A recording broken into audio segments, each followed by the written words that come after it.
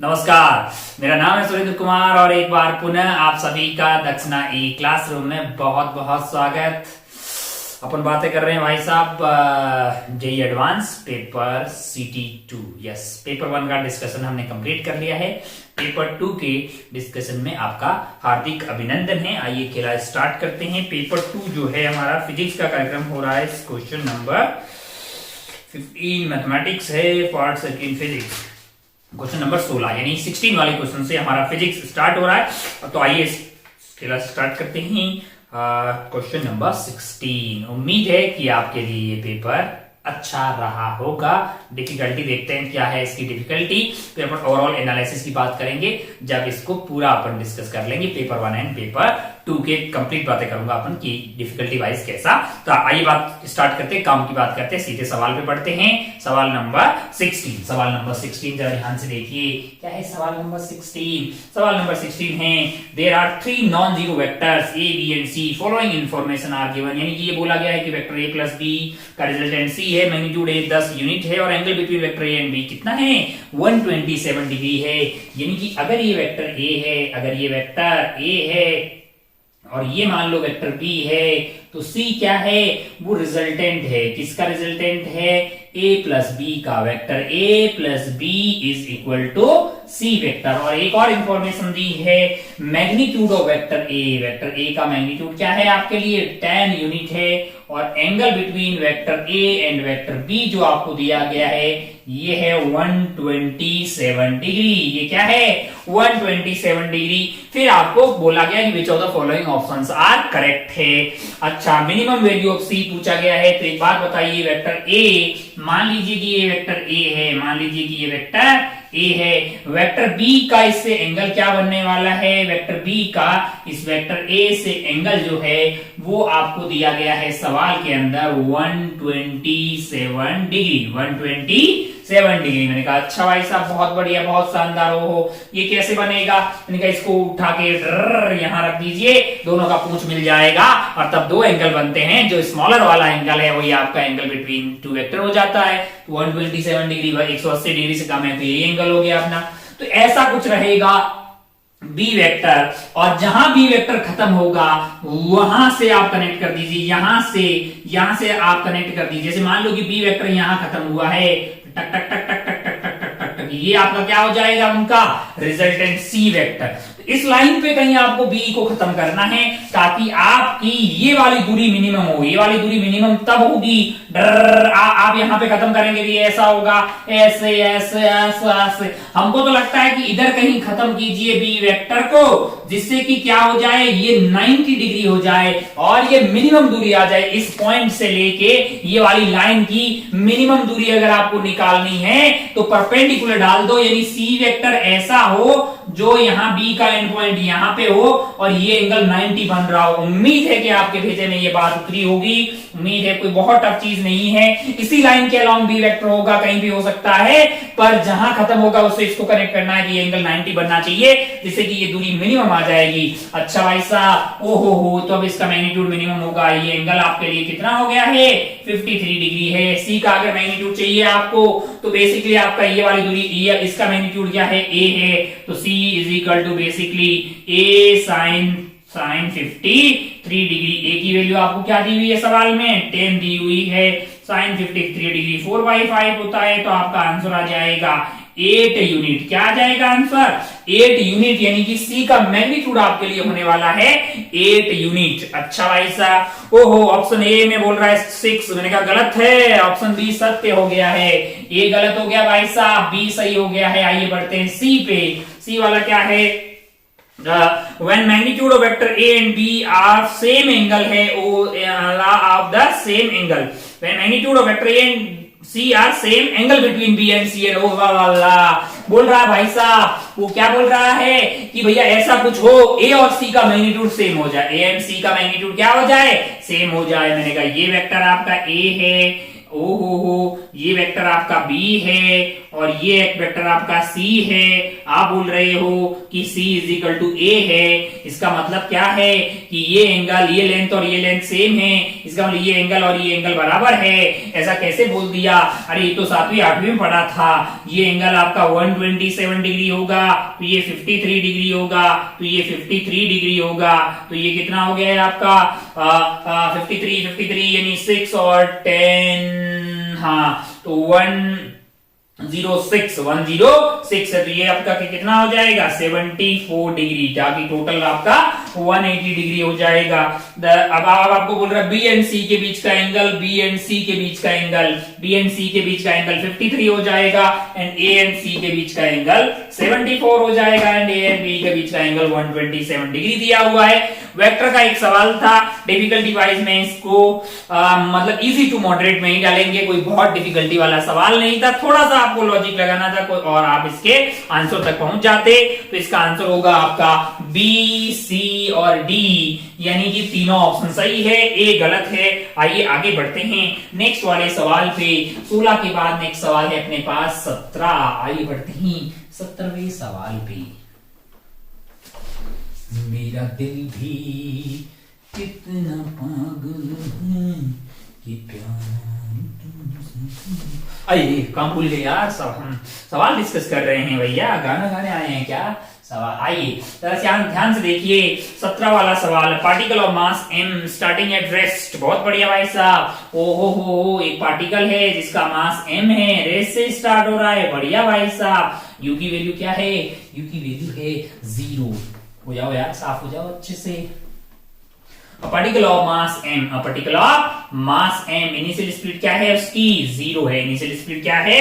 0 है। अच्छा भाई साहब, इस पे एक फोर्स लग रहा है, वर्टिकल फोर्स लग रहा है, और वो फोर्स आपको दिया हुआ है F, that is equal to twice of 2 minus alpha h into mg।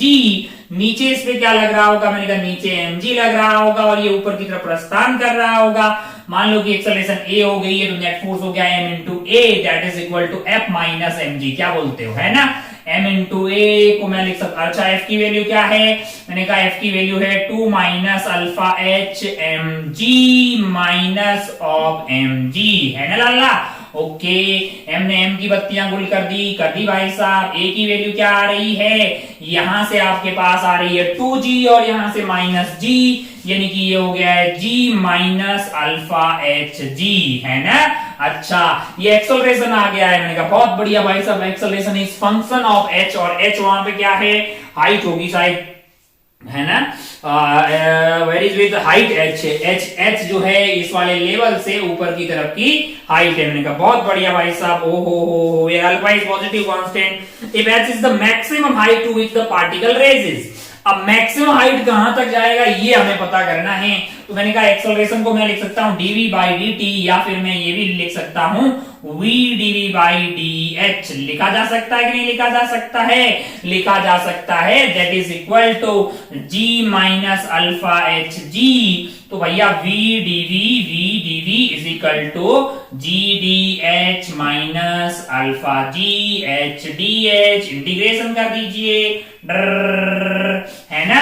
अच्छा, अगर आप ध्यान से देखें तो रेस्ट से स्टार्ट हो रहा है, हाइट जब 0 थी, ओहो मैक्सिमम हाइट पे जाएगा तो h आपका h हो जाएगा, तब रफ्तार 0 हो जाएगी, है कि नहीं यार? ओहो हो, ये कार्यक्रम 0 हो जाएगा, तो ये कार्यक्रम आपका क्या हो गया है? gh हो गया है। ओहो, that is equal to alpha g। h का इंटीग्रेशन क्या हो जाएगा आपका? ये आपका 0 से लेके h तक है, यानी कि h स्क्वायर बाई 2, यानी कि ये आपका h स्क्वायर डिवाइडेड बाई 2 हो गया है। g ने g की बत्तियां गुल कर दी, h ने h की बत्तियां गुल कर दी। बचा क्या है भाई साहब आपके पास? आपके पास बचा है 2 is equal to alpha h। आपको h चाहिए तो h की वैल्यू क्या हो गई है? h की वैल्यू हो गई है यहाँ पे 2 डिवाइडेड बाई अल्फा, यानी कि ये वो मैक्सिमम हाइट है जहां तक ये पार्टिकल ऊपर की तरफ जाने वाला है, यानी ऑप्शन आपका ए बी सी डी में सी ऑप्शन हमको सही लग रहा है, ए गलत लग रहा है। आइए पता करते हैं। Alpha is the maximum height then the work done by F during this. अब तो सब पता किया जा सकता है ना यार। वर्क डन पता करना होगा, एफ का वर्क डन पता करना होगा। कैसे पता करेंगे भाई साहब? वर्क डन बाय एफ है तो क्या कर देंगे? Integration of F D H कर देंगे, यानी कि 2 minus alpha S M G into आपके पास डी एच हो गया है। कब वर्क निकालना है? एच इक्वल टू 0 से लेके एच बाई 2 तक, और एच खुद ही क्या है? 2 बाई अल्फा है, तो बाई 2 कर देंगे, 1 बाई अल्फा। क्या इसको इंटीग्रेट कर देंगे तो वर्क डन बाई एफ मिल जाएगा। मैंने कहा बिल्कुल मिल जाएगा। जब आप इसको इंटीग्रेट करेंगे तो क्या बी ऑप्शन सही है? कहा तो आप जब इंटीग्रेट करेंगे तो आपको वर्क डन कितना आता हुआ दिखाई दे रहा है? वो 3 mg बाई 2 अल्फा आपको आ जाएगा वर्क डन। मैंने कहा बहुत बढ़िया भाई। अरे इसको इंटीग्रेट कर दोगे ना आत्मा यार, कुछ भी तो नहीं है। 2 mg इंटू 1 बाई अल्फा, और alpha H mg H square by 2, और एच स्क्वायर की जगह लिख देना 1 बाई अल्फा का स्क्वायर। अरे भाई साहब इंटीग्रेशन आपको आता है, वर्क डन बाई एफ आ जाएगा। बहुत शानदार। एक और ऑप्शन पूछ रहा है, यानी कि बी ऑप्शन सही हो गया है। एक और ऑप्शन आपका डी पूछ रहा है आपसे कि व्हेन क्या पूछ रहा है? Velocity of particle at h by 2। Velocity of particle at h by 2। h by 2 तक ग्रेविटी का वर्क डन क्या होगा? क्या आपको पता है? क्या f का वर्क डन क्या होगा? ये पता है। वर्क डन तो क्या यूज किया जा सकता है? वर्क एनर्जी थ्योरम यूज की जा सकती है up to height h by 2। h by 2 का मतलब हाइट क्या हो जाएगी आपका? 1 बाई अल्फा है। तब तक आपका वर्क डन आएगा, work done by capital F plus work done by gravity, that is equal to change in kinetic energy, यानी कि हाफ mv स्क्वायर माइनस 0, है ना भाई साहब? h बाई 2 तक की बातें कर रहे हैं। h पे जाओगे तो वेलोसिटी 0 हो जाएगी, है ना? वर्क डन बाई एफ में क्या लिखेंगे? मैंने कहा ये मिल गया है। वर्क डन बाई ग्रेविटी कैसा होगा? मैंने कहा नेगेटिव होगा। कितना होगा? mg इंटू हाइट आपकी क्या है? 1 बाई अल्फा है। तो इसको यहां रखिएगा, इसको यहां रखिए और v पता कर लीजिए। अबे कर लोगे ना यार?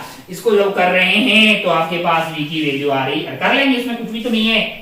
इसको यहां पे रख ले, 3 mg by 2 alpha. 3 mg by 2 alpha minus क्या आ जाएगा? मैंने कहा mg by alpha. mg by alpha कहां से लाया है? फोर्स लग रहा है आपके पास mg डाउनवर्ड, और आपका डिस्प्लेसमेंट हो रहा है 1 बाई अल्फा ऊपर की तरफ। बीच का एंगल है 180 डिग्री। वर्क डन आ गया negative, that is equal to 1 by 2 mv square. तो m की बत्तियां गुल कर देते हैं हर जगह से, है ना? इसको 2 से यहाँ 2 मल्टीप्लाई कर देते हैं तो आपके पास यहाँ पे हो जाएगा 3g माइनस 2g, यानी कि g डिवाइडेड बाई 2 अल्फा, that is 1 by 2 v square. अरे ये क्या हुआ? ये v आ गया आपका under root of g by alpha. Under root of g by alpha दिखाई दे रहा है क्या? ये आपको ऑप्शन डी में दिखाई दे रहा है, तो ऑप्शन डी भी सत्य हो गया है, यानी आपका आंसर हो जाएगा बी सी डी। इसको टिक करके आप आगे बढ़ सकते थे। ये था सवाल नंबर 17। आइए आगे बढ़ते हैं सवाल नंबर 18 पे। टक टक टक टक टक टक टक टक टक टक उड़ जाओ।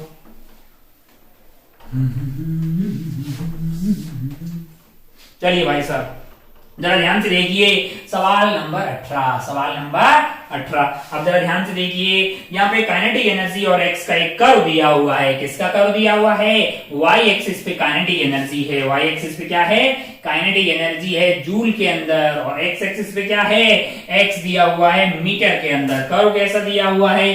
कर्व आपको ऐसा दिया हुआ है, यहाँ पे है 16, यहाँ पे है 4। मैंने कहा बहुत बढ़िया भाई साहब, ओ हो। और मास ऑफ पार्टिकल आपको सवाल में दिया हुआ है 2 kg। मैंने कहा अच्छा बहुत बढ़िया, select the correct alternative. Okay okay, particle है यूनिफॉर्म एक्सेलरेशन, ये वो। तो एक्सेलरेशन वगैरह निकालने के लिए मुझे वेलोसिटी निकालनी पड़ेगी। वैसे मुझे काइनेटिक एनर्जी दी हुई है तो हाफ mv स्क्वायर होती है। तो काइनेटिक एनर्जी है y एक्सिस पे और x एक्सिस पे है आपका x, है ना? ओ हो। तो क्या मैं यहां से इस लाइन की इक्वेशन लिख सकता हूं? y is equal to mx plus c। लिखा जा सकता है कि नहीं लिखा जा सकता है? बिल्कुल लिखा जा सकता है। y पे कौन है? काइनेटिक एनर्जी है, यानी कि हाफ mv स्क्वायर है। m की वैल्यू क्या होगी? मैंने कहा नेगेटिव है, स्लोप की कितना है? Minus of 16 by 4। x है यहाँ पे x एक्सिस पे, और c की वैल्यू है आपके लिए 16। उम्मीद है कि y is equal to mx plus c, straight line का इक्वेशन तो आपको लिखना आता ही होगा। अब जरा ध्यान से देखिए, मास कितना दिया हुआ है? 2 kg दिया हुआ है चंपक लाल। तो v स्क्वायर की वैल्यू आ गई है 16 माइनस 4x। ओके, अच्छा मुझे एक्सेलरेशन चाहिए तो मैं बैंड बजा देता हूं दोनों तरफ, इसका डिफरेंशिएशन कर देता हूं x के साथ में, तो ये बन जाएगा twice of v dv by dx। Okay आ जाएगा -4। अबे ये तो एक्सेलरेशन ही बन गया है। एक्सेलरेशन की वैल्यू क्या आ गई है -4/2 यानी कि -2 मीटर पर सेकेंड स्क्वायर। अच्छा भाई साहब बहुत बढ़िया बहुत शानदार हो। आप बोलिए साहब ये करो कि इक्वेशन को उल्टा कैसे कर दिया, काइनेटिक एनर्जी नेगेटिव नहीं हो सकती, ऊपर कर लिया यार, काइनेटिक एनर्जी नेगेटिव नहीं हो सकती, वो तो पॉजिटिव ही रहेगी ना। अच्छा भाई साहब particle has uniform acceleration from x = 0 to x = 4 metre, इसमें कोई डाउट नहीं है, इसमें कोई डाउट नहीं है। ए बी सी डी ए का विचार हमको बिल्कुल सत्य लग रहा है। पार्टिकल है नॉन यूनिफॉर्म एक्सेलरेशन। अबे जब यूनिफॉर्म हो गया तो नॉन यूनिफॉर्म कैसे होगा? Acceleration of particle is decreasing from अबे यूनिफॉर्म है ना। Acceleration of particle is -2 metre per second square. मैंने कहा सत्य विचार। आइए बढ़ते हैं आगे, आंसर हो गया ए एंड डी। सवाल नंबर था 18। आइए देखते हैं सवाल नंबर 19 है ना। मेरे में तो उतर रहा है ना, आप क्या सब कुछ तो बता रहा हूं, इजी से हैं, कोई बहुत ज्यादा टफ चीजें नहीं है। बस आप सामने नहीं है इसलिए मास्टर को ज्यादा मेहनत करनी पड़ रही है, हर चीज बतानी पड़ रही है। पास में होते तो कुछ तो बोलते ही कुछ तो हो गया यार। चलिए आइए काम की बात करते हैं। Take z axis is this particle is projected from the origin with speed 4/2। Okay ये है आपका हॉरिजॉन्टल। क्या करना है अब आपको? Take x y plane as horizontal. मैंने कहा ठीक है, एक्स वाई प्लेन आपका हॉरिजॉन्टल हो गया। वर्टिकल में आपके पास क्या है? इसको x मान लेता हूं, इसको y मान लेता हूं, z इसको ऊपर मान लेता हूं, है ना। Take z axis is vertical x y plane, a is projected from the origin. मैंने कहा ठीक है, और with a velocity 4/2 in xz plane, xz plane ये वाला, और रफ्तार कितनी है 4/2 है। एंगल क्या है 45 डिग्री है। पार्टिकल का नाम ए है, अनीता है। बबीता को किधर फेंका है? Babita is in xz plane में, तो ये हो गया है। और दूसरा वाला पार्टिकल की 5 metre per second in yz plane. मैंने कहा इस वाले प्लेन में पार्टिकल को फेंका है। मैंने कहा ठीक है भाई साहब बहुत बढ़िया बहुत शानदार हो। एंगल आपको क्या दिया हुआ है? एंगल आपको दिया हुआ है tan इनवर्स ऑफ 4/3। मैंने कहा ठीक है बहुत शानदार हो। दोनों में ही एक्सेलरेशन तो जी हो जाएगी डाउनवर्ड। अच्छा बहुत बढ़िया। तो अगर आप ध्यान से देखिए इसकी कंपोनेंट लेंगे 4 इधर 4 इधर, इसका इसकी ये कितना था 5 था, तो ये आपका एंगल 53 डिग्री लिया हुआ है। कितना दिया हुआ है 53 डिग्री हो गया है। तो मुझे क्या पता है दोनों की एक्सेलरेशन डाउनवर्ड होगी जी, इसकी भी एक्सेलरेशन होगी डाउनवर्ड जी। ये इस वाले प्लेन में ऐसे जाएगा टक से, और ये इस वाले प्लेन में ऐसे जाएगा टक से। तो वेलोसिटी ऑफ ए अगर मैं लिखूं तो 4i cap plus 4 j cap metre per second आ जाएगी। सिमिलरली मुझे वेलोसिटी ऑफ b निकलना होगा। Acceleration of a is basically g downward यानी कि minus of g k cap. Acceleration of b is also minus of g k cap है। अच्छा भाई साहब बहुत बढ़िया बहुत शानदार। 3j cap plus 4k cap. ये कैसे लिख दिया मैंने? 5 का इधर वाला कंपोनेंट 3 आ गया है जो कि y में हो। अबे यार 5 इंटू कोस 53 डिग्री, 5 इंटू 3/5, ये 5 3 हो गया, ये दूरी 3 हो गई तो ये 4 हो जाएगा ना यार, है ना। तो 3j cap plus 4k cap metre per second आपकी रफ्तार आ गई है। एक्सेलरेशन दोनों की सेम होगी। अब आपको कुछ बातें यहाँ पे पूछी गई है। मैग्नीट्यूड ऑफ रिलेटिव वेलोसिटी, भाई साहब रिलेटिव वेलोसिटी निकाल लेते हैं। Velocity of a minus velocity of b। ओहो 4i और क्या हो गया आपके पास? क्या पूछा गया आपको? Magnitude relative velocity b 5 metre per second during the motion. अच्छा बहुत शानदार। यहाँ पे आई कौन से प्लेन में था? पहला वाला, जो पहला वाला है, पहला वाला आपका xz प्लेन में था। तो ये तो क्या है ना यार, मुझे लगा हाँ। अच्छा ध्यान से देखें, ध्यान से अगर आप देखें तो आपकी रिलेटिव वेलोसिटी हो जाएगी 4i माइनस तो 4k ये गायब हो जाएगा। 4i cap minus 3j cap. अगर मैग्नीट्यूड की बात करें velocity of a minus velocity of b के, तो ये तो 5 आ गया ना लाला, ये आपका आ गया 5 metre per second. Acceleration of a with respect to acceleration of b, भाई साहब दोनों की एक्सेलरेशन सेम है, रिलेटिव एक्सेलरेशन 0 आ जाएगी। Magnitude of 5 metre during the motion particle a and b again hit the ground at the same time. मैंने कहा भैया वो पता करने के लिए मुझे क्या पता करना पड़ेगा, टाइम ऑफ फ्लाइट पता करना पड़ेगा। टाइम ऑफ फ्लाइट है वर्टिकल में, टाइम ऑफ फ्लाइट वर्टिकल की वेलोसिटी पे डिपेंड करता है, इनिशियल वाली और एक्सेलरेशन सेम है। ओहो, टाइम ऑफ फ्लाइट क्या होता है 2u vertical divided by z, यानी दोनों का टाइम पीरियड क्या आने वाला है 2 into 4 divided by g, 2 into 4 divided यानी कि 8 बाय g सेकेंड, दोनों का ही टाइम पीरियड है भैया, दोनों का वर्टिकल की वेलोसिटी इनिशियल वेलोसिटी सेम है और एक्सेलरेशन भी सेम है। Time of flight 8 by g second आने वाला है। और क्या पूछा है, the separation between A and B when they hit the ground is this. मैंने कहा भैया एक्सेलरेशन 0 है, तो अगर आप ध्यान से देखें that is equal to u t plus half at square में अगर मैं बात करूं तो रिलेटिव एक्सेलरेशन 0, ये खेला खत्म हो गया, ये मुझे चाहिए तब जब टाइम की वैल्यू क्या हो टाइम ऑफ फ्लाइट के बराबर, क्योंकि वापस जब हिट करेंगे तो टाइम ऑफ फ्लाइट के बराबर ही तो टाइम लगा यार। ओके, रिलेटिव वेलोसिटी की बात करें तो 5 आ गई है, मतलब स्पीड की बात, टाइम आपका कितना आ रहा है 8 by g यानी कि 10, अरे ये क्या हुआ 2 और ये 4 मीटर आ गया। अरे ऑप्शन देखो रे, अनिता, पविता, चमेली, डॉली। अनिता में क्या है, मैग्नीट्यूड 5, सही बात है। Particle A and B again hit the ground at the same instant, बिल्कुल सत्य जवाब है, बिल्कुल लाइक हो कि भैया u सेम है, g दोनों का सेम है।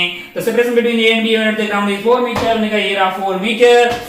The path of A with respect to B, जब आपने रिलेटिव पढ़ा होगा तो ये तो क्लास में ही पढ़ा होगा कि एक प्रोजेक्टाइल में बैठ के दूसरे प्रोजेक्टाइल को देखें तो स्ट्रेट लाइन ही आएगा ना यार, एक प्रोजेक्टाइल से दूसरे प्रोजेक्टाइल को देखने पे स्ट्रेट लाइन आता है। क्या वो मैं प्रूव करूं, नहीं यार ये तो ये बेसिक सी बात है, ए बी सी डी आप चाहे तो प्रूव कर सकते हैं। क्यों, क्योंकि भैया वैसे भी आपने एक प्रोजेक्टाइल में बैठ के दूसरे को देखा तो क्या हुआ, कांस्टेंट स्पीड आई और एक्सेलरेशन 0, तो स्ट्रेट लाइन ही आएगा ना यार। अबे एक प्रोजेक्टाइल में दोनों की एक्सेलरेशन सेम है तो रिलेटिव एक्सेलरेशन 0 आ गई, कुछ स्पीड आई है रिलेटिव, चलता रहेगा, स्ट्रेट लाइन ही तो आएगा। जब एक्सेलरेशन नहीं है कुछ स्पीड है तो स्ट्रेट लाइन ही हुआ ना यार। चलिए भाई साहब, एबीसीडी सब ऑप्शन आपके सही हो जाएंगे। था 19वां सवाल, आगे बढ़ते हैं सवाल नंबर 20 पे, आगे बढ़ते हैं सवाल नंबर 20 पे। बढ़िया हो यार, अच्छे से बढ़िया हो भाई।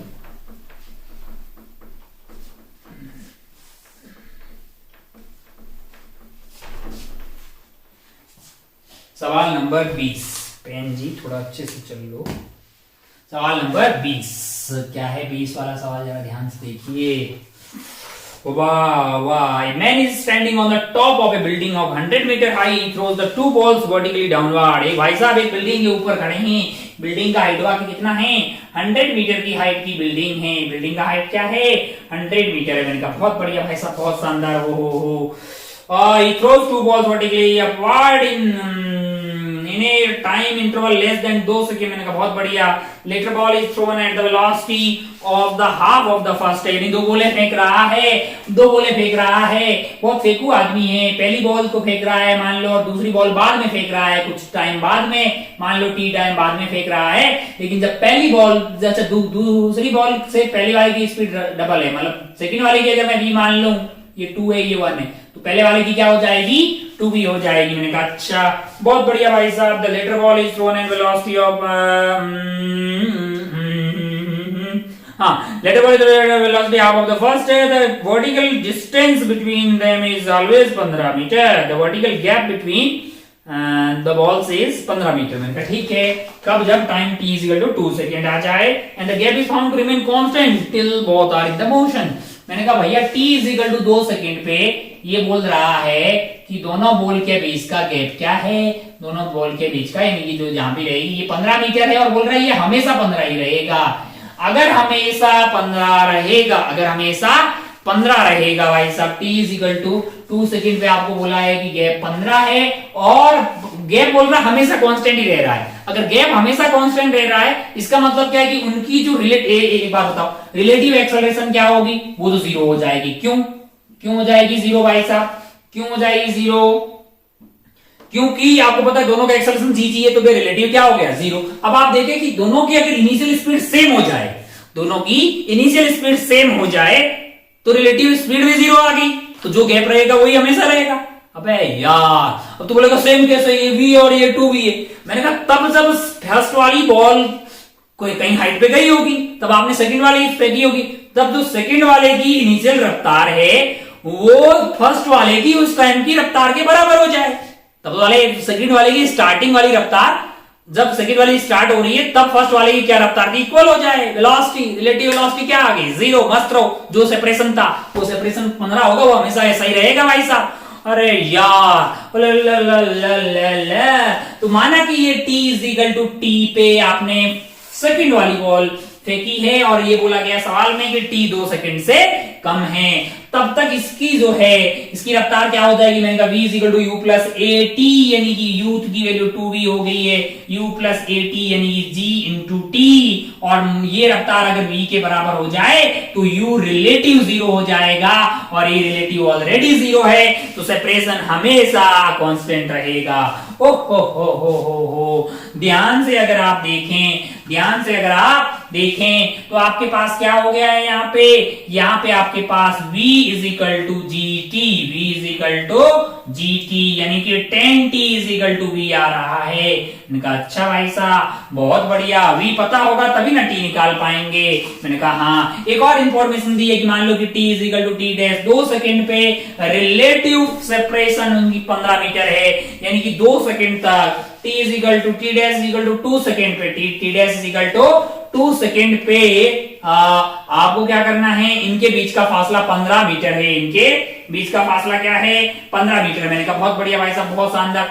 अब जब 2 सेकंड होगा तब तक ये कितनी दूर से चली गई होगी, ये गई होगी s इक्वल टू यूटी, मतलब जो डिस्प्लेसमेंट होगा इसका 2 सेकंड में माइनस, तब तक इसका क्या होगा, इसको टाइम क्या लगा होगा, मैंने कहा 2 माइनस टी है, क्योंकि पहले वाली 2 सेकंड चली होगी तो सेकंड वाली तो t सेकंड बाद में फेंकी है, तो वो 2 माइनस टी हो जाएगा, और ये दूरी आपका 15 मीटर आना चाहिए। तो इसको आप क्या ले सकते हैं, s equal to u t plus half a t square, u की वैल्यू क्या है इस वाले केस में, जो ये वाली है, मैंने कहा ये है आपका 2v, यानी कि s यहाँ पे 2 बोल नहीं है, 2 सेकंड पे है ना, तो टी आपका क्या हो जाएगा, s equal to u t, T की वैल्यू कहाँ है 2 सेकंड है, u t plus half a t square, यानी कि minus of half a t square, T की वैल्यू है 2 का स्क्वायर, मेरे को लगता है ये आना चाहिए।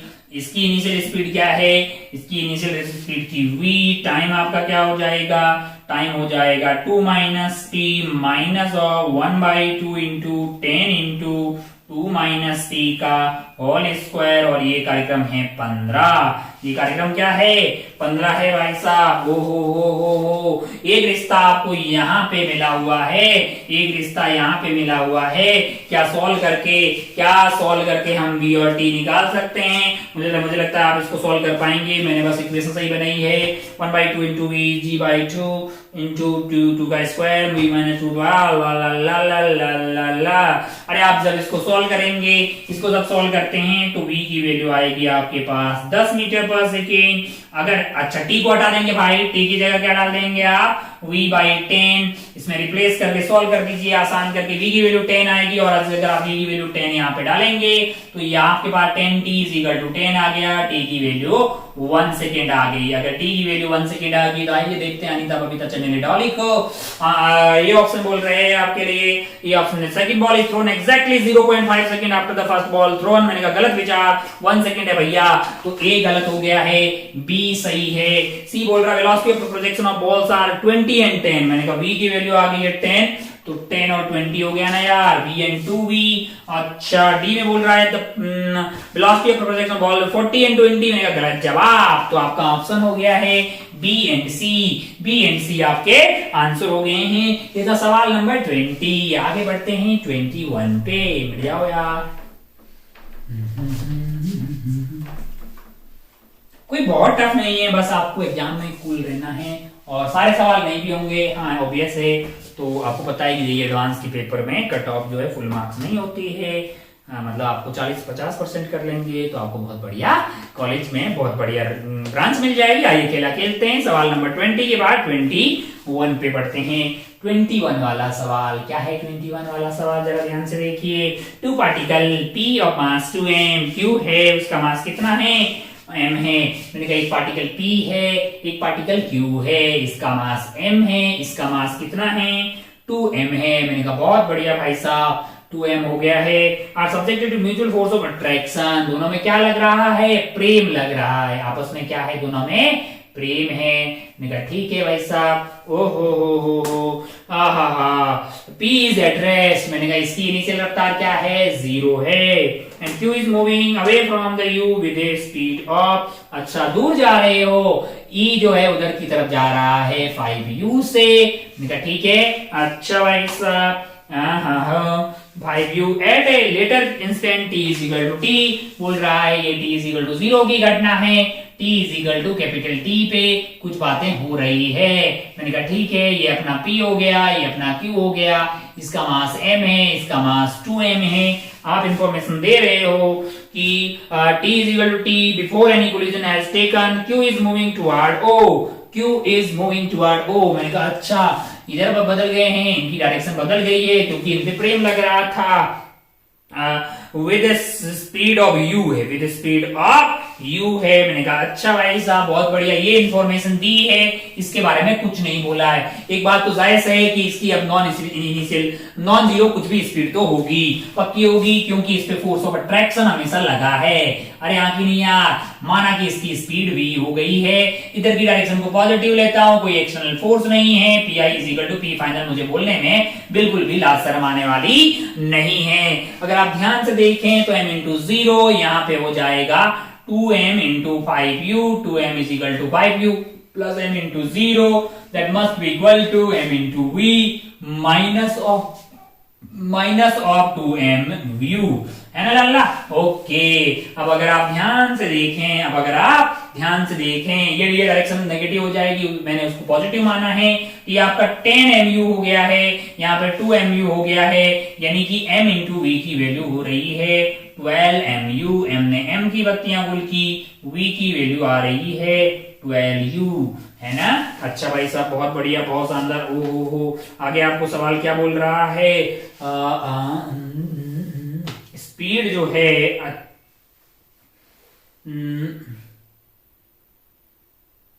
मैंने क्या किया, two particles of mass 2m and m, ओए इसका मास 2m है, इसका मास m है, अरे गलत हो जाता, ये तो 2m है, ये आपका m है। रुकिए कहां घोटाला हुआ है, 2m इंटू नहीं m इंटू u आ जाएगा। ओके फिर क्या होगा, फिर मैंने कहा यहाँ 2mv हो जाएगा और यहाँ mu हो जाएगा। ठीक किए हैं क्या हम, हाँ घोटाला हो जाता, अभी हमने मास उल्टे ले लिए थे ना। अच्छा ठीक है, तो अब सही हो गया है, and is well all is well.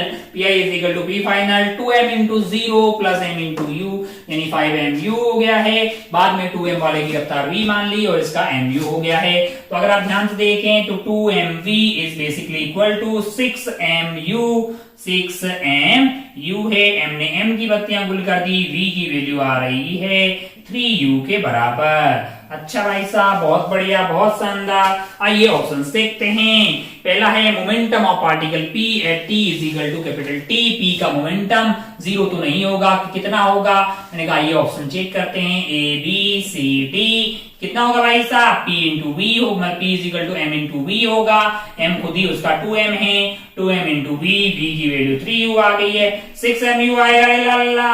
Option देख, फर्स्ट ऑप्शन बोल रहा है 0 होगा, गलत जवाब। सेकंड बोल रहा है 6mu, मैंने कहा ठीक जवाब। Work done by force of attraction from 0 two is 12mu, work done निकालना है लाला, तो चेंज इन काइनेटिक एनर्जी निकाल दीजिए। अच्छा भैया बहुत बढ़िया। इनिशियल काइनेटिक एनर्जी क्या थी, इनिशियल काइनेटिक एनर्जी थी आपके पास, इनिशियल काइनेटिक एनर्जी क्या थी आपके पास, सिर्फ इसके पास थी, फाइनली दोनों के पास है। आपको वर्क डन निकालना है, work done by work done अगर आपको निकालना है तो K final minus K initial कर दीजिए।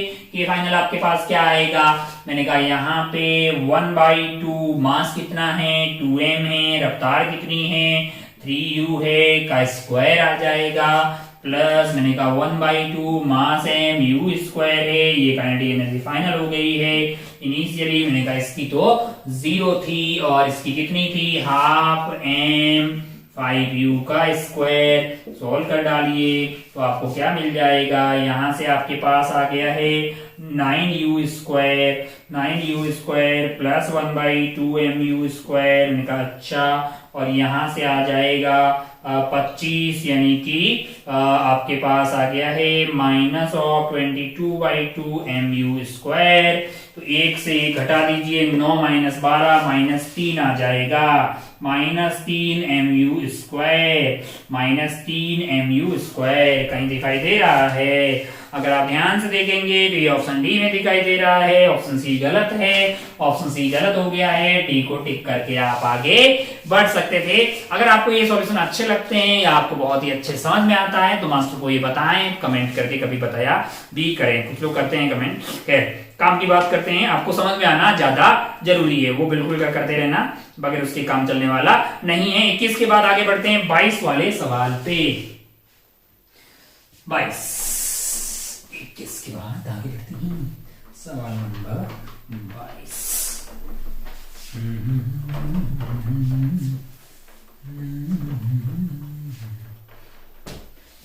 21 के बाद आगे बढ़ते हैं 22 वाले सवाल पे। क्या है 22वां सवाल? एक particle whose initial velocity is 4i plus 4j, यानी पार्टिकल की इनिशियल रफ्तार आपको दी हुई है 4i प्लस 4j। मैंने कहा अच्छा भाई साहब, इनिशियल एक्सेलरेशन जो है उसकी एक्सेलरेशन दी हुई है आपको and -0.4 j metre per second square, इतना मीटर पर सेकेंड। मैंने कहा ठीक है। At what time will the speed 5 metre per second हो जाएगी?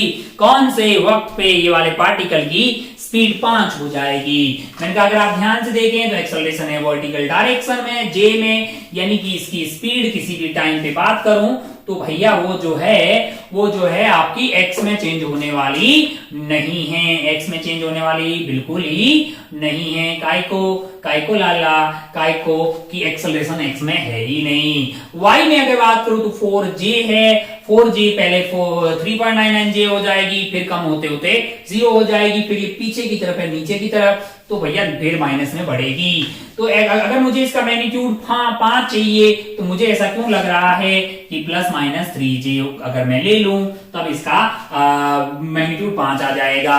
प्लस माइनस में क्यों ले रहा हूं? पहले प्लस होगा कि पहले माइनस? मैंने कहा पहले वो j में जा रहा है एक्सेलरेशन, -j में है तो 4 से कम होते होते 3 आएगा, 2 आएगा, 1 होगा, 0 होगा, -1 -2 -3 है ना। अच्छा भाई साहब बहुत बढ़िया। तो अगर आप ध्यान से देखें तो आपको क्या चाहिए? आपको चाहिए बेसिकली टाइम निकालना है ना, तो बहुत ही आसान है। v = u + at लगा लीजिए। कौन सी एक्सिस में? और j डायरेक्शन में। v की वैल्यू आपका +-3 हो जाए, u की वैल्यू 4 है, एक्सेलरेशन आपका -0.4 है, तो टाइम आ जाएगा। जैसे मान लो कि मैं प्लस वाला केस लेता हूं, प्लस वाला केस लूंगा तो ये -1 हो जाएगा इधर आके, -1 = -0.4 × t, यानी t की वैल्यू आपके लिए आ जाएगी 4/10 यानी कि 10/4 यानी कि 2.5। एक तो ऑप्शन आपका 2.5 होना चाहिए, दूसरे वाले में आप माइनस ले लीजिए तो ये इधर आके क्या हो जाएगा? -3 और -7 हो जाएगा। -7 = -4/10 है, दैट इज इनटू t है, तो ये आपका हो गया है 2/5, 35/2 है ना, तो -17 मतलब प्लस का 17.5 आ जाएगा, ऑप्शन है ना। वेरी गुड, प्लस आपका 17.5, बहुत बढ़िया, बहुत शानदार। 2.5 एंड 17.5 दो ऑप्शन हो सकते हैं, जो कि आगरा एंड बॉम्बे में दिखाई दे रहा है। सी एंड डी गलत होगा यहाँ पे, तो ए बी आपका सही हो जाएगा। सी एंड डी में विचार गलत लिखे हुए हैं। ये था सवाल नंबर 22। आगे बढ़ते हैं सवाल नंबर 23 पे। कितने सवाल है यार, प्राण निकाल दो मास्टर के। सवाल नंबर 23 पे चलते हैं। देखिए जरा ध्यान से, क्या है सवाल नंबर 23। 23 क्या है सवाल नंबर 23? जरा ध्यान से देखिए सवाल नंबर 23 में एक फोटो बनाया गया है। ओके, यहाँ पे एक फोटो बनाया गया है, इस पे एक ब्लॉक रखा हुआ है, यहाँ पे एक ब्लॉक रखा हुआ है, ये ब्लॉक, यहाँ पे एक ब्लॉक, और किससे कनेक्टेड है? ये स्प्रिंग से कनेक्टेड है। यहाँ पे स्प्रिंग से कनेक्ट किए गए हैं। किससे कनेक्ट किया गया? एक बड़े से ब्लॉक से कनेक्ट किया गया है। भाई साहब बहन जी थोड़ा सही से चल जाइए यार, क्यों भाव पा रहे हो? अच्छा, अगर आप ध्यान से देखें तो ये 2 kg है, ये 2 kg है, और यहाँ पे सरफेस और इसके बीच का म्यू आपको कितना दिया हुआ है? 0.4 दिया हुआ है, और k की वैल्यू 500 न्यूटन, और ये 300 न्यूटन, 300 न्यूटन पर मीटर है। बहुत बढ़िया भाई साहब।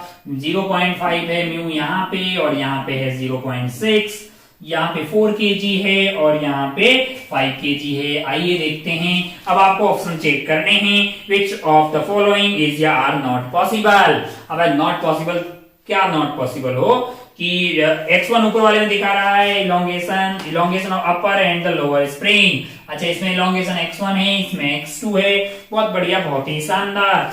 Elongation upper and lower spring, negative value depend the compression. मैंने कहा बहुत बढ़िया। अब अगर आप ध्यान से देखें तो बात ये है भाई साहब कि which of the following is not possible. Equilibrium में रहना है हमें। काम की बात जो दिखाई थी वो क्या है, इक्विलिब्रियम है। इक्विलिब्रियम में आपके पास यहाँ पे स्टैटिक इक्विलिब्रियम मतलब ट्रांसलेशनल इक्विलिब्रियम है, यानी कि नेट फोर्स क्या होना चाहिए, 0 होना चाहिए। तो आपको ऑप्शन चेक करने पड़ेंगे। जैसे मैं पहला ऑप्शन चेक करूं, पहले ऑप्शन ए में लिखा हुआ है x1 की वैल्यू 13 सेंटीमीटर हो और x2 की वैल्यू क्या हो जाए, 2 सेंटीमीटर है। दोनों पॉजिटिव है, मतलब दोनों ही केस में इलोंगेशन है। मतलब अगर इस वाले ब्लॉक के लिए देखा जाए तो ये दोनों लोग खींचेंगे। कितने से खींचेंगे, तो यहाँ पे F1 बोल देता हूँ, यहाँ पे F2 बोल देता हूँ। F1 की वैल्यू आएगी 13 सेंटीमीटर, यानी कि 13/100 में मीटर बन गया है, इंटू 500। 13 पंजे यानी कि 5 या 15, और ये 65 न्यूटन आ जाएगा। सिमिलरली F2 की वैल्यू हो जाएगी 300 इंटू कि कितना सेंटीमीटर, 13 और 20 है कि 13 और 2 है,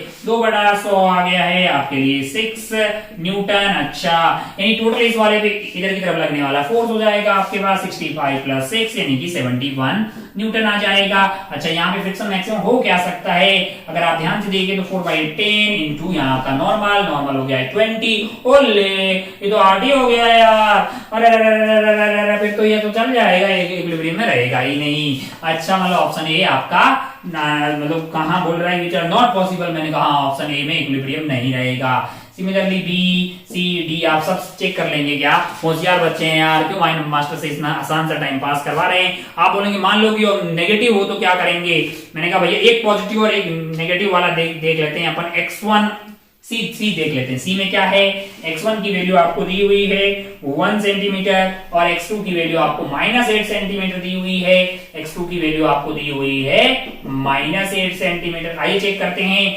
अगर मान लीजिए कि मैं ये चेक करूं, x1 की वैल्यू मेरे लिए कितनी है, x1 इसमें है, ये तो इलोंगेशन है। इलोंगेशन है तो मतलब खींचा जाएगा, इलोंगेशन है तो मतलब खींचा जाएगा। कितना खींचा जाएगा, 500 इंटू 1/100, 500 इंटू 1/100 यानी कि 500 सॉरी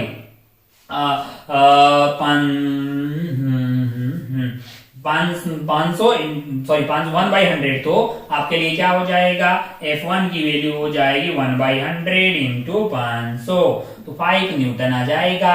अच्छा, दूसरा वाला क्या है, मैंने कहा ये कंप्रेस हो रखा है तो ये धक्का देगा। F2 से धक्के की बात करते हैं, कितना होगा धक्का, 8/100 इंटू 300। ओके, 8 3 24 यानी कि ये वाला फोर्स होगा 24। अब आप ध्यान से देखें तो 5 खींच रहा है, 24 धक्के दे रहा है, यानी ओवरऑल धक्का लग रहा है 19 का, और रुकने वाले की औकात इतनी नहीं है। और बाकी आप यहाँ इन लोगों का भी चेक कर सकते हैं। जैसे अगर आप ये 5 न्यूटन इधर खींच रहा है, इसको खींच रहा है तो इसको 5 इधर खींच रहा होगा। यहाँ पे फ्रिक्शन हो सकता है मैक्सिमम 1/2 इंटू 40, 1/2 इंटू 40। यहाँ तो ये तो बच जाएगा 1/2 इंटू 40 यानी कि 20 होगा, तो ठीक है, सेफ रहेगा। यहाँ पे क्या होगा, मैंने कहा 6/10 इंटू 50 यानी 6 पंजों 30, यानी कि ये भी सेफ है। ये धक्का देगा इधर की तरफ तो फोर्स 24 लग जाएगा। इधर स्टैटिक वाला खतरा किसको है, इसी को है। तो ऐसे ही आप क्या option A B C D सब चेक कर लेंगे। जब आप सब चेक करेंगे तो आप पाएंगे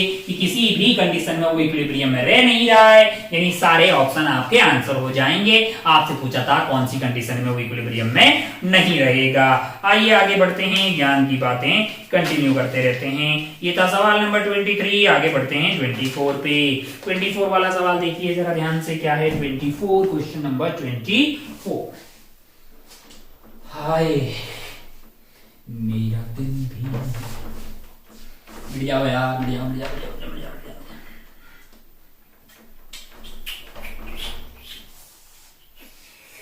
24 है, 24 है। अब जरा ध्यान से देखिए, two men of unequal masses hold on two sections of light rope passing over a smooth light pulley, which of the following is are possible है। अच्छा भाई साहब, एक पुली ले लेते हैं जिसमें दोनों साइड धागे, दोनों साइड रोप्स हैं। मैंने कहा ठीक है, यहाँ पे है, यहाँ पे है, यहाँ पे एक मास m1 है, यहाँ पे आपके पास मास m2 है। अच्छा भाई साहब, बहुत बढ़िया, बहुत ही शानदार। Which of the following is are possible है? The lighter rope is stationary while the heavier man slide down. अभी देखिए जरा ध्यान से, वैसे तो इस पे m1g लग रहा होगा, इस पे m2g लग रहा होगा, और सवाल में है ना दोनों बराबर नहीं है, अनइक्वल मास है। मान लीजिए m1 बड़ा है m2 से, तो ये नीचे आने की कोशिश कर रहा होगा।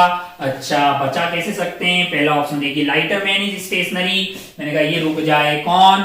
m2 वाला रुक जाए, और ये भाई साहब जो है नीचे की तरफ एक्सेलरेट करे, है ना, स्लाइड डाउन। हाँ सही है, lighter man is stationery while the heavier mass slide down करे। अगर ये स्लाइड डाउन करेगा एक्सेलरेशन a से, तो यहाँ पे अगर आप ध्यान से देखेंगे तो आपके लिए टेंशन जो होगी, फिर उस वाले केस में a से करेगा, सुडो आपका m1 इंटू ए उधर लग जाएगा, यानी टेंशन आपके लिए जो है वो फिर m1 इंटू जी माइनस ए हो जाएगा, g इफेक्टिव। हाँ, फिर इस वाले केस में आप m2g को बैलेंस कर सकते हैं, क्योंकि m1 भले ही बड़ा हो लेकिन g माइनस ए छोटा हो जाएगा। तो ऑप्शन ए पॉसिबल है, ऑप्शन ए पॉसिबल है। Option B, C and D को चेक करते हैं। बी बोल रहा है heavier man is stationary, heavier man रुक जाए, यानी कि ये रुक जाए, मतलब टेंशन आपकी हो जाएगी m1g। अब आपको आपका m2g जो छोटा है, तो आप ऊपर की तरफ स्लाइड करें ताकि m2a भी ऐड हो जाए, तो ये दोनों क्या मिल जाएंगे? m2g plus a। अगर ये इससे छोटा है तो g प्लस a बड़ा है, तो ये बैलेंस कर सकते हैं m1g को m2 into ji plus a, यानी कि ये वाला केस भी पॉसिबल है, लेकिन उसके लिए आपको ऊपर की तरफ एक्सेलरेट होना पड़ेगा।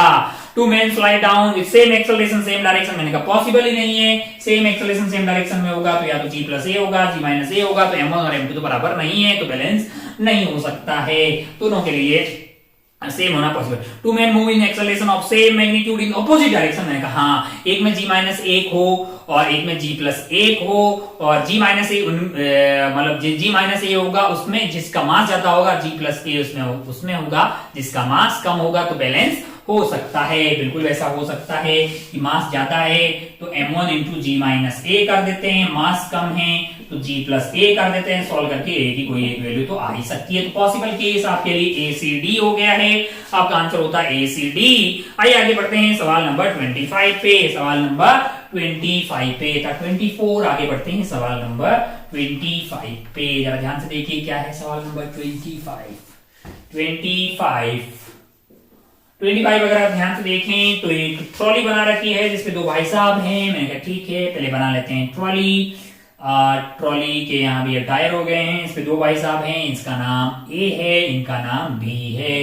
ओहो आगरा बॉम्बे। अच्छा ठीक है, बहुत बढ़िया। ये इधर की तरफ जा रहे हैं तो तीर बना रखा है, ये इधर की तरफ तीर बना रखा है, और ये रोड पे खड़ी है। ठीक है, the board is moving with velocity v। मैंने कहा ये बोर्ड जो है वो v रफ्तार से इधर जा रहा है, बहुत बढ़िया। With respect to man A is running with velocity 2v with respect to earth है। अच्छा ए जो है इसकी रफ्तार 2v है विद रिस्पेक्ट टू अर्थ है। अच्छा B is running with velocity -2v, यानी कि इधर की तरफ जा रहा है, वो भी विद रिस्पेक्ट टू अर्थ है। Both man start running from opposite end of the board and same time, t is equal to 0।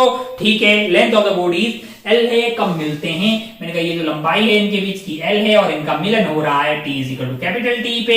मैंने कहा अगर आप ध्यान से देखें, माना कि मैंने b को रोक दिया, तो इसकी जो रफ्तार होगी। अच्छा अगर आप ध्यान से देखिए, velocity of a with respect to b अगर आपको निकालना हो तो अपन लिखते हैं velocity of a minus velocity of b, और velocity of a and b must be from the same reference frame, भले वो अर्थ से हो भले कोई सी भी फ्रेम में हो। अच्छा तो ए एंड बी जो है सेम फ्रेम से होनी चाहिए। मैंने कहा ये भी 2v और ये दोनों ही एक ही फ्रेम यानी कि अर्थ से लिखी हुई है, तो रिलेटिव रफ्तार आपकी 4v हो जाएगी। क्या हो जाएगी? 4v, यानी ये इधर की तरफ 4v से जा रहा होगा। अच्छा बहुत बढ़िया, वैसा बहुत ही शानदार। और लंबाई आपके लिए क्या है? लंबाई आपके लिए L है, लंबाई आपके लिए क्या है? L है। अच्छा भाई साहब बहुत बढ़िया, बहुत ही शानदार। तो आपको कितना टाइम लगेगा? टाइम आपको लगने वाला है capital T, that is equal to L divided by 4v। अच्छा बहुत बढ़िया। और क्या पूछा गया है? तो ऑप्शन आपके पास है A, B, C and D। D है। अच्छा भाई साहब, अच्छा ये v का इफेक्ट क्यों नहीं लिया है? अरे भैया उससे अपने को कोई फर्क थोड़ी पड़ने वाला। ये दूरी आपके लिए एल ही रहेगी बीच में, वो भी ग्राउंड के रिस्पेक्ट में है, और ये दूरियां ऑलरेडी आपको जो वेलोसिटीज है वो ग्राउंड के रिस्पेक्ट में दिया हुआ है। इसका रोल कहां आएगा? मैंने कहा जब आप विद रिस्पेक्ट टू ट्रॉली वाले सवाल बातें अगर पूछी जाती तो फिर इसका रोल भी आने वाला है। अच्छा, the value of the T is L by two B, मैंने कहा गलत हो गया है, ये बी सही नहीं है, ए सही हो गया है, बी देखते हैं। बी जरा ध्यान से देखिए, the displacement of B with respect to board in time T is displacement of man B, displacement of man B with respect to board. अच्छा, कितना टाइम में? कैपिटल टी टाइम में। अच्छा भैया, बी की रफ्तार विद रिस्पेक्ट टू बोर्ड बताइए। Ground के रिस्पेक्ट में तो 2v है ना, और उसमें क्या कर देंगे? बोर्ड की रफ्तार, बोर्ड की रफ्तार को ऐड कर दीजिए, तो 2v और v क्या हो जाएगा? 3v हो जाएगा। कितना डिस्प्लेसमेंट होगा? अरे भैया रोक दीजिए बोर्ड को, तो बोर्ड की रफ्तार इसको करके दे दिए, 3v हो गया है। और तो कितना चलेगा? तो आप बोलिएगा भाई साहब की मान लो S1 चला गया है, रफ्तार 3v है और टाइम कैपिटल T है, यानी L/4v है, तो v से v कट गया है, 3L/4 तक जाएगा भैया, 3L/4 तक जाएगा। अच्छा, सिमिलरली अगर आप ए बोला जाए, मान लो कि ए इधर की तरफ S2 गया है, ये इधर की तरफ S1 गया है, इतने ही टाइम में, टाइम T कितना है? Capital T। तो ये बोर्ड के रेस्पेक्ट में बात करें तो बोर्ड की रफ्तार को उल्टा करके इसको दोगे। अच्छा, 2v है, इसको उल्टा करके दोगे v, तो नेट रफ्तार आपकी क्या हो जाएगी? 2v माइनस v, यानी कि इधर की तरफ v हो जाएगी। अच्छा, तो S2 की वैल्यू हो जाएगी v इंटू टाइम, टाइम की वैल्यू है L/4v, v ने v की बत्तियां गुल की, यानी L/4 कौन गया? L/4 ये वाला गया, 3L/4 ये गया। किसके रेस्पेक्ट में? बोर्ड के रेस्पेक्ट में। टोटल है ना, दोनों मिल गए। पूछा है आपसे value of T is this, मैंने कहा ऑप्शन ए सही है, बी गलत हो गया। Displacement of B with respect to board in time T is 3L/4, मैंने कहा सत्य। Displacement of A with respect to board in time capital T is L/4, ये भी सत्य है। तो ये आपको ऑप्शन सी एंड डी में दिखाई देंगे। बी आपका गलत है, सी ये हो गया है, डी ये हो गया है। बहुत बढ़िया, बहुत ही शानदार। तो ये थे आपके 25 तक के सवाल जो कि थे ऑब्जेक्टिव के। सेक्शन 2 पे पढ़ते हैं। सेक्शन 2 में क्या है?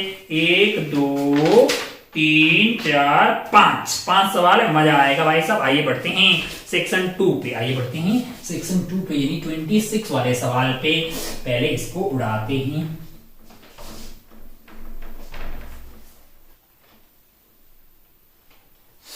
चलिए बढ़ते हैं, अगला सवाल है हमारे पास 25 के बाद 26। जरा देखिए क्या है।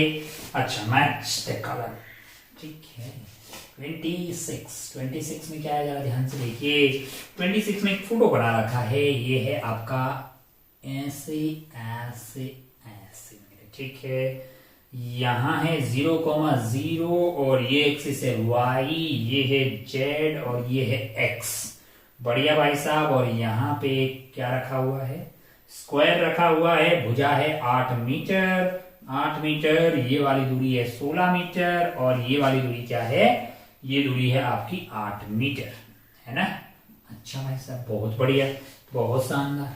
और जी जो है वो y प्लेन में है, मैंने कहा ठीक है, ऐसे y डायरेक्शन में। अच्छा, square platform of side L 8 metre is situated in xz plane such that is 16.5 meter from the z axis. This a particle is projected with speed v, और पार्टिकल की रफ्तार दी है भाई साहब ने v2i cap plus 25j metre per second, v2i cap plus 25j metre per second from the origin at the same instant the platform start with acceleration. अच्छा, particle को ऐसे फेंका है और साथ ही ये जो प्लेटफॉर्म है उसकी एक्सेलरेशन, पार्टिकल की एक्सेलरेशन नहीं है, पार्टिकल की एक्सेलरेशन तो सिर्फ यही होगी। प्लेटफॉर्म की एक्सेलरेशन आपको दी हुई है 2i cap plus 2.5 j cap metre per second square. अच्छा भाई साहब, wind is blowing with velocity v1 k cap, velocity of wind आपको दिया हुआ है v1 k cap, v1 k cap metre per second है। जी की वैल्यू 10 है। बहुत बढ़िया, बहुत ही खूबसूरत। ओहो हो, आइए खेला स्टार्ट करते हैं। क्या बोल रहा है? Possible value of v2 in metre per second so that particle hits the platform. मैंने कहा पार्टिकल वार जो है उसकी रफ्तार कौन सी डायरेक्शन में है? I में है और G में है, मतलब कौन से प्लेन में? ऐसे जाएगा, टाइम ऑफ फ्लाइट की बात करते हैं, पार्टिकल की टाइम ऑफ फ्लाइट की बात करें, हिट की किसको करना है, इसको हिट करना है। मैंने कहा इस पे चीटा बन के बैठ जाते हैं, पहली बात तो है ना। तो मेरे लिए इसकी एक्सेलरेशन है ऊपर की तरफ। देखो एक्स में तो मेरा कोई इंटरेस्ट ही नहीं है, वाई में इंटरेस्ट है, क्योंकि टाइम ऑफ फ्लाइट के लिए मुझे चाहिए होगा 2u(y/g) और g एक्सेलरेशन इन y है। प्लेटफॉर्म पे बैठ जाऊंगा तो मेरी एक्सेलरेशन ऐड हो जाएगी, क्यों, क्योंकि ये 2.5 भी अब नीचे ही लगने लग जाएगा ना। अच्छा, तो टाइम ऑफ फ्लाइट हो जाएगा मेरे लिए 2u is 25 divided by g effective हो जाएगा 10 + 2.5 10 + 2.5। अच्छा भाई साहब, बहुत बढ़िया, बहुत शानदार। तो ये 50 डिवाइडेड बाई 22.5 12.5 कितना 12.5 इंटू 2 कर देते हैं तो हो जाता है आपके लिए 25, है ना। तो ये आपका 4 हो गया है, ये आपका क्या हो गया है 4 सेकेंड। टाइम ऑफ फ्लाइट है 4 सेकेंड। 4 सेकेंड के बाद में अगर ये हिट करेगा, इसको अगर हिट करे तो 4 सेकेंड बाद में हिट कर सकता है। मैंने कहा अच्छा भाई साहब, बहुत बढ़िया। Possible value of v2 so that particle hits the platform है। मैंने कहा भैया हिट करने के लिए टाइम तो इतना चाहिए, अब रफ्तार ऐसी हो कि वो हिट कर जाए। मतलब मैंने कहा पार्टिकल का मूव कौन सी डायरेक्शन में कर रहा है, वो मूव कर रहा है जेड का, जे का अपन देख लिए, आई में मूव करवाना है। तो आई को मूव करवाना एटलीस्ट वो 8 मीटर मूव कर ले, और मैक्सिमम वो 8 + 8 16 मीटर मूव कर ले।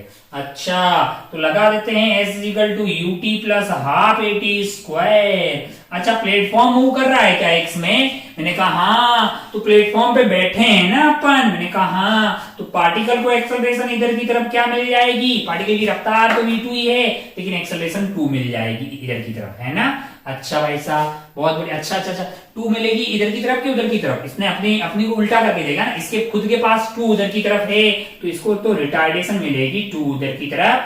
तो चलना होगा इसको 8 मीटर एटलीस्ट। यहाँ पे बैठ के अपन देख रहे हैं, तो 8 = ut यानी कि ut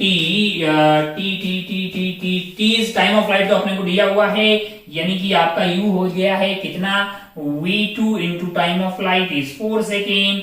अच्छा, ये -2 इंटू टाइम ऑफ फ्लाइट 2 यानी कि 16 आ गया है। ओ हो 16 + 8 24 डिवाइडेड बाई 4 यानी कि v2 की वैल्यू आ रही है मेरे लिए 6 मीटर पर सेकेंड।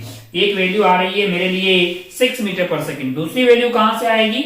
मैंने कहा भैया ये 8 की बजाय यहाँ गिरने की बजाय यहाँ पे भी तो गिर सकता है, मैक्सिमम कितना जा सकता है? मैंने कहा वो 16 हो जाएगा। अगर 16 हो जाएगा तो 16 = v2 × 4 -1/2 × 2 × 16 हो जाएगा।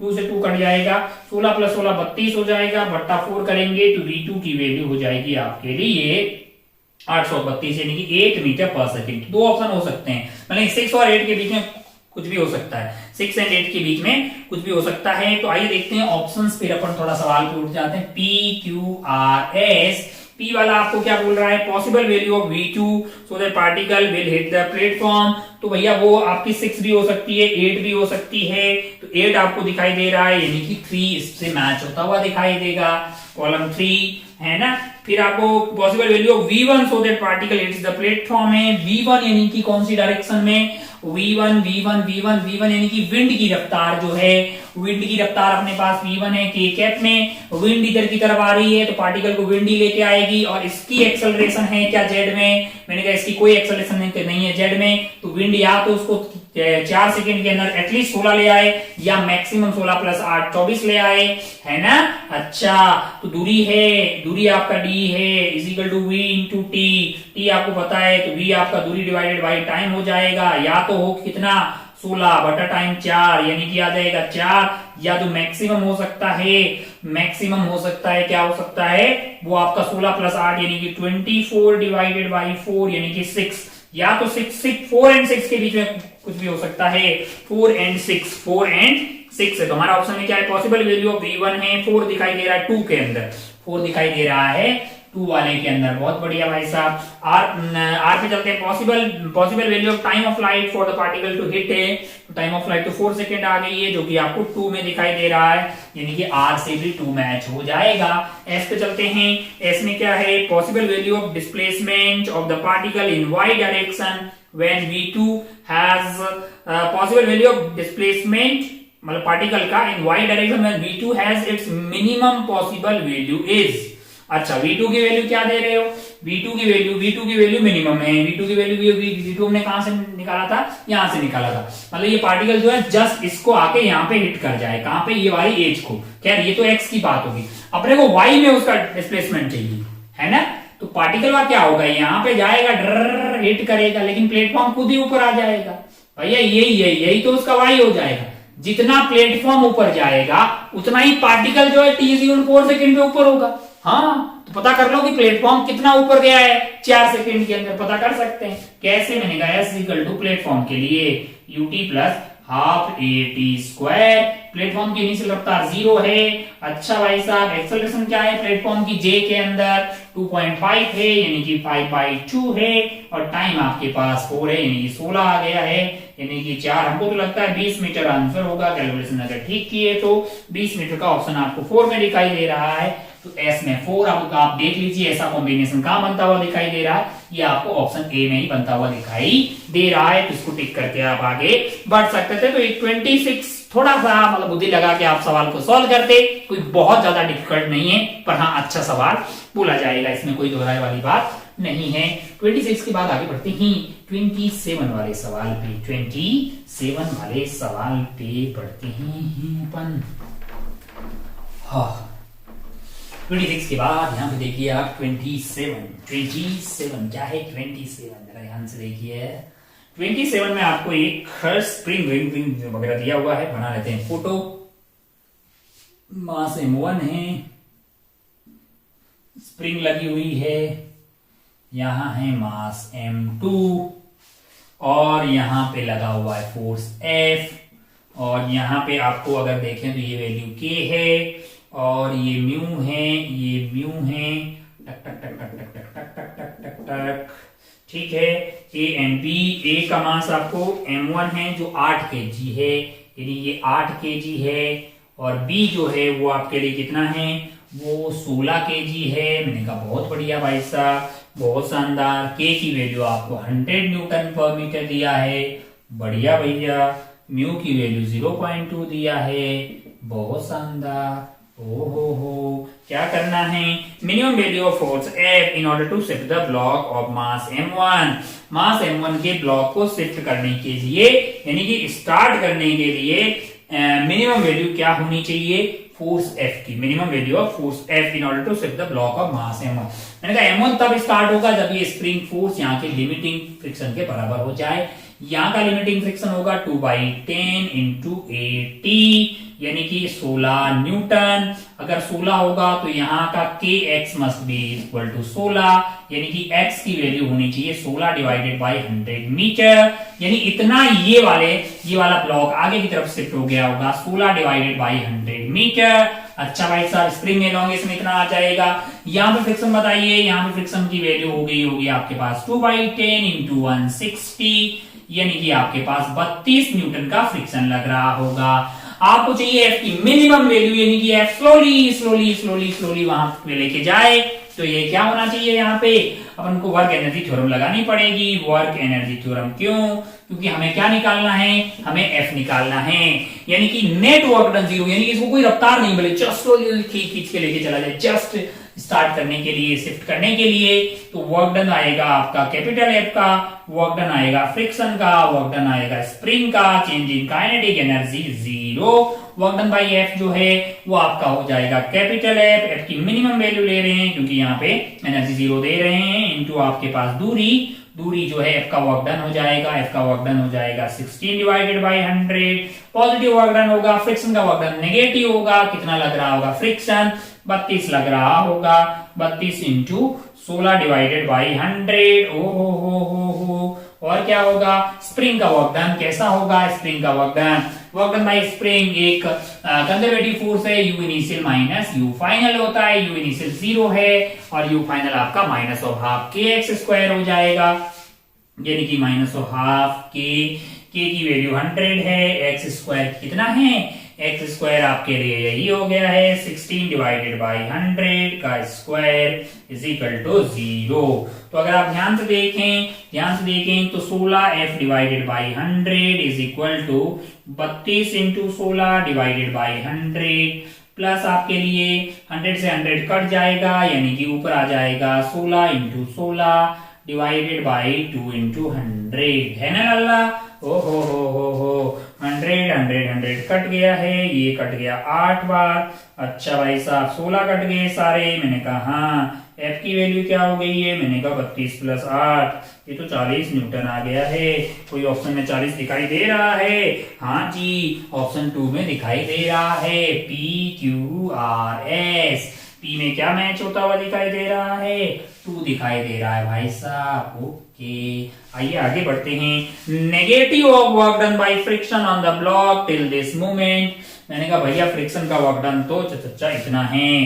कितना है? इतना वर्क डन किया है फ्रिक्शन ने। कितना भाई साहब? माइनस ऑफ 32 इंटू 16 बटा 100। अब आप 32 को 16 से गुणा कर सकते हैं। 6 2 12 ऐसा 1 4 18 19 32 2 9 2 11 3 4 5 डिवाइडेड बाई 100 है ना। तो ये माइनस ऑफ 5.12 आ रहा है। कौन से ऑप्शन में दिखाई दे रहा है? ये आपको ऑप्शन 1 में ही दिखाई दे रहा है। मैच होता हुआ दिखाई देगा मतलब 1 के साथ।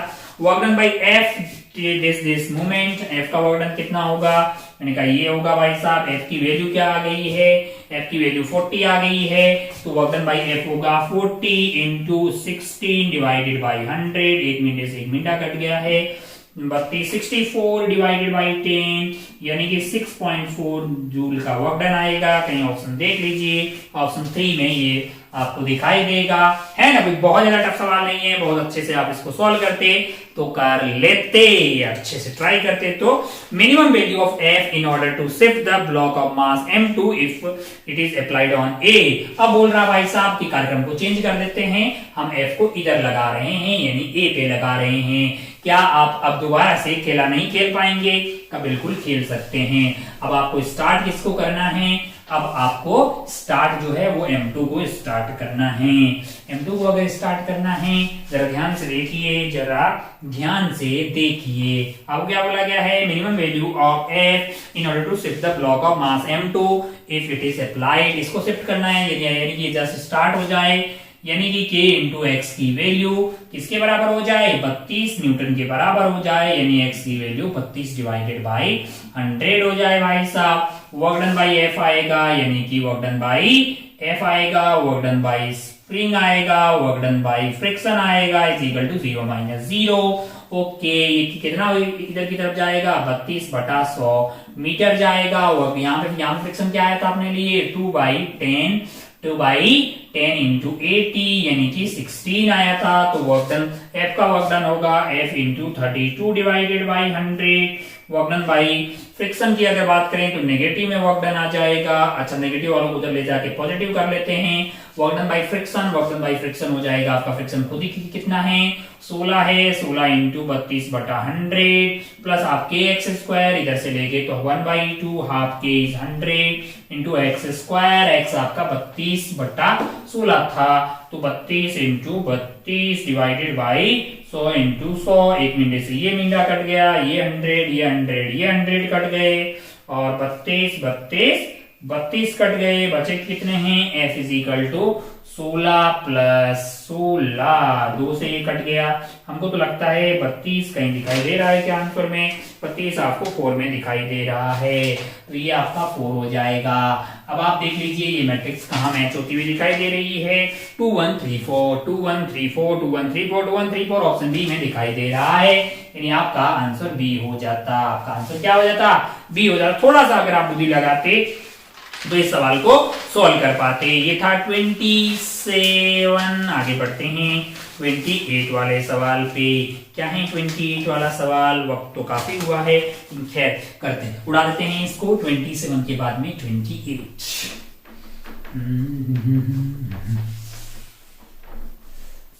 28 सवाल नंबर 28 जरा ध्यान से देखिए। 28 है 28 में एक स्प्रिंग और एक ब्लॉक का सिस्टम है। यहाँ पे 2 kg का ब्लॉक है और इससे एक स्प्रिंग सिस्टम यहाँ पे कनेक्ट किया गया है। ये मास है आपका 3 kg। ये मास क्या है? 3 kg है। के की वैल्यू आपको दी हुई है 100 न्यूटन डिवाइडेड बाई मीटर। अच्छा भाई साहब, और इसको रिलीज किया गया है कितनी हाइट से? 20 सेंटीमीटर की हाइट से इसको रिलीज किया गया है। बहुत बढ़िया भाई साहब। मीटर की भाषा में बात करें तो 0.2 मीटर है। अच्छा, बहुत शानदार। हो relax height above the ground, the system is hitting this बहुत loss of energy during the collision. और ये तो पता कर रहे हैं, पहले सवाल क्या है? System is hitting the ground B and B comes to rest है। यानी होता ऐसा है कि जब ये आएगा, इससे टकराएगा तो बी रेस्ट में चला जाएगा, है ना? शांति हो जाएगी बी को। अच्छा भाई साहब, हो ये यहाँ पे आ जाएगा। सारा कार्यक्रम 20 सेंटीमीटर से नीचे आ जाएगा। ये टप्पा खा के वापस नहीं जाएगा। यानी कि टप्पा खाने से पहले इसके बाद जो रफ्तार होगी वो पूरी की पूरी खत्म हो जाएगी। यानी टप्पा खाने के पहले इसके पास जो काइनेटिक एनर्जी होगी वो जस्ट टप्पा खाने के बाद में 0 हो जाएगी। अच्छा, टप्पा खाने के बाद पहले इसकी रफ्तार क्या होगी? मैंने कहा यहाँ से ये यहाँ तक फ्री फॉल कर रहा है। क्या कर रहा है? फ्री फॉल कर रहा है। यानी कि इसके बाद जो पोटेंशियल एनर्जी होगी वो यहाँ आके किसमें तब्दील हुई होगी? 3 kg की पोटेंशियल एनर्जी किसमें तब्दील हुई होगी?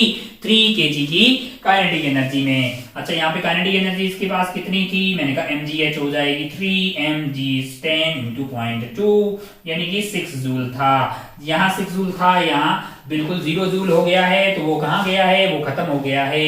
इसके पास क्या होगा? मैंने कहा ये नीचे आया होगा। इसके पास काइनेटिक एनर्जी होगी mgh यानी कि 2 into 10 into 0.2 यानी कि 4 जूल का काइनेटिक एनर्जी इसके पास अभी है, जो कि लॉस नहीं हुआ है। ये क्या करेगा? अब इसको कंप्रेस करने की कोशिश करेगा। लेकिन अपना ऑप्शन देखते हैं भाई साहब। Loss of energy during the collision, तो भैया कोलिजन में तो सिर्फ 6 जूल ही जाएगा। यानी आपका ऑप्शन जो है P Q R S P में क्या आएगा? अरे भैया ये थोड़ी जगह गायब होगी, ये तो अब धीरे धीरे इसको तब्दील कर देगा किसमें? इलास्टिक पोटेंशियल एनर्जी में। तो ऑप्शन आपका 6 जूल यानी कि 2 आपको जाता हुआ दिखाई देगा। Q पे बढ़ते हैं। Spring energy when block A is in equilibrium. अच्छा, ये ब्लॉक अभी इक्विलिब्रियम में क्या? नहीं, ये कंप्रेस होगा तब इक्विलिब्रियम होगा, है ना? इक्विलिब्रियम में तब होगा जब ये ए वाले ब्लॉक के ऊपर नीचे 20 लग रहा है, ऊपर के एक्स भी 20 हो जाए।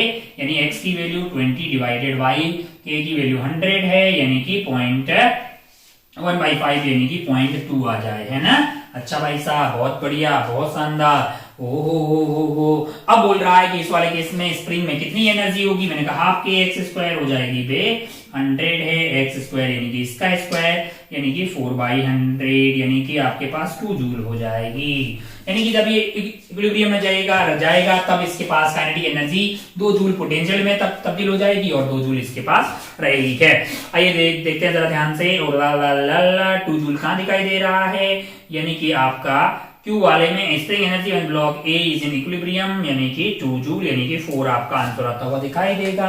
4 देख लीजिए कहां है। आगे बढ़ते हैं। Work done by gravitational force on A from initial to till it block equilibrium. मैंने कहा भैया ये इक्विलिब्रियम में आने के लिए और कितना चला है? 0.2। पहले मैंने कहा 0.2 आया होगा नीचे, यानी 0.2 यानी कि 20 सेंटीमीटर। तो टोटल नीचे क्या आया है? 0.4। तो वर्क डन बाय ग्रेविटी हो जाएगा mgh। कौन से वाले ब्लॉक पे बात कर रहे हैं? 2 kg वाले पे। तो वर्क डन बाय ग्रेविटी हो जाएगा mgh यानी कि 2 G is 10, H की वैल्यू 0.4 है यानी 8 जूल आ जाएगा। वर्कडन क्या आ जाएगा आपके लिए? वर्कडन 8 जूल आ जाएगा, जो कि ऑप्शन 3 में आपको दिखाई देगा। फिर अपन चलते हैं S वाले पे। Spring energy at the time of collision of B with the surface है। अब जब तक ये सरफेस से टकराया होगा यानी कि B वाला, ये आपका अनिता था, ये आपका बबीता था, जब ये इससे टकराया होगा तब तक तो स्प्रिंग को कोई टेंशन ही नहीं थी, मस्त आ रही थी, क्योंकि दोनों के बीच में कोई रिलेटिव मोशन नहीं हो रहा था, दोनों फ्री फॉल करते हुए आ रहे थे। स्प्रिंग में कोई एनर्जी थी नहीं, क्योंकि न तो कोई कंप्रेशन था न ही इलॉन्गेशन था। तो 0 जूल कहीं पे दिखाई दे रहा है, वो ऑप्शन 1 में दिखाई दे रहा है। अब आप देख लीजिए 2431 यहाँ पे आपको ऑप्शन बी में दिखाई देगा। तो आपका आंसर हो जाएगा ऑप्शन बी। आंसर क्या हो जाएगा? ऑप्शन बी हो जाएगा। आइए आगे बढ़ते हैं। 29 एंड कितने सवाल है यार, गले की 12 बज गई है। 29 एंड 30 सेकेंड लास्ट सवाल 29 पे बढ़ते हैं। आइए इसको उड़ा देते हैं।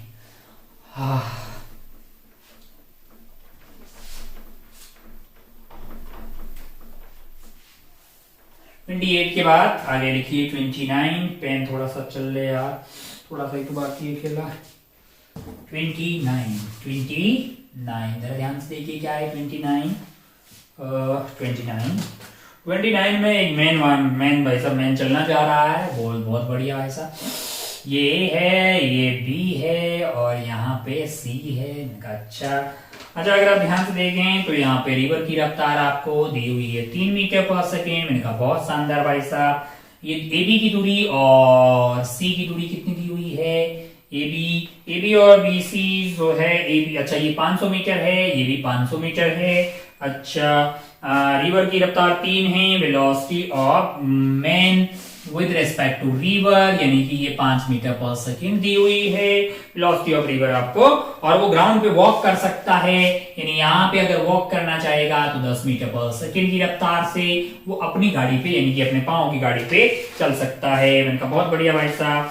ओ हो। आइए ऑप्शंस देखते हैं। Particle P Q R S को आइए टेस्टिंग करते हैं। पी क्यू आर एस, चलिए भाई साहब पी देखिए पी में क्या है? पी में क्या है? Time to reach at point C if he crosses the river by shortest path. River को अगर वो शॉर्टेस्ट पाथ में क्रॉस करे, रिवर को किसमें करे? शॉर्टेस्ट पाथ में। अपन जानते हैं कि अगर आपको रिवर को शॉर्टेस्ट पाथ में करना है तो आप उसको ड्रिफ्ट मिनिमाइज करना होगा। क्या ड्रिफ्ट को मिनिमाइज किया जा सकता है? मैंने कहा हाँ, वेलोसिटी आपकी ज्यादा है कंपेयर टू रिवर की रफ्तार से, तो यस ड्रिफ्ट मिनिमाइज किया जा सकता है। आपको यहाँ पे ऐसे चलिएगा, आप चलिएगा और आपको अगर याद हो तो sine theta is equal to होता है velocity of river divided by this, यानी कि थीटा 37 डिग्री। 37 डिग्री पे आप 5 से ऐसे चलेंगे, आप में 3 ऐड हो जाएगा, आप उधर की तरफ जाएंगे 4 से। आपको क्रॉस करने में टाइम लगेगा यहां से यहां तक 500 डिवाइडेड बाई 4।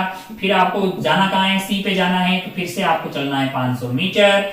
500 बट्टा रफ्तार आपकी रहेगी 10, तो ये 50 आ गया है और ये 125 आ गया है। टोटल आपका 175 हो जाएगा, सेकेंड का वक्त लगेगा। ओके 175 कहीं दिखाई दे रहा है? मैंने कहा 2 में दिखाई दे रहा है, तो पी का आंसर 2 जाता हुआ दिखाई देगा। आइए क्यू देखते हैं। Time to reach the point C we crosses the shortest time. Shortest time में जब क्रॉस करते हैं तब अपन भूल जाते हैं क्रॉस ऐसे चलना, सीधा मुंह उधर की तरफ चल के स्टार्ट हो जाते हैं 5 मीटर पर सेकेंड की रफ्तार से। पहुंचेंगे यहाँ नहीं, कहीं यहाँ पहुंच जाएंगे।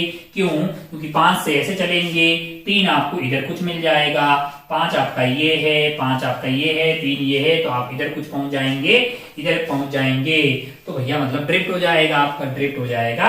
तो आप यहाँ जाएंगे और यहाँ से फिर आपको थोड़ा पैदल चलना पड़ेगा, है ना?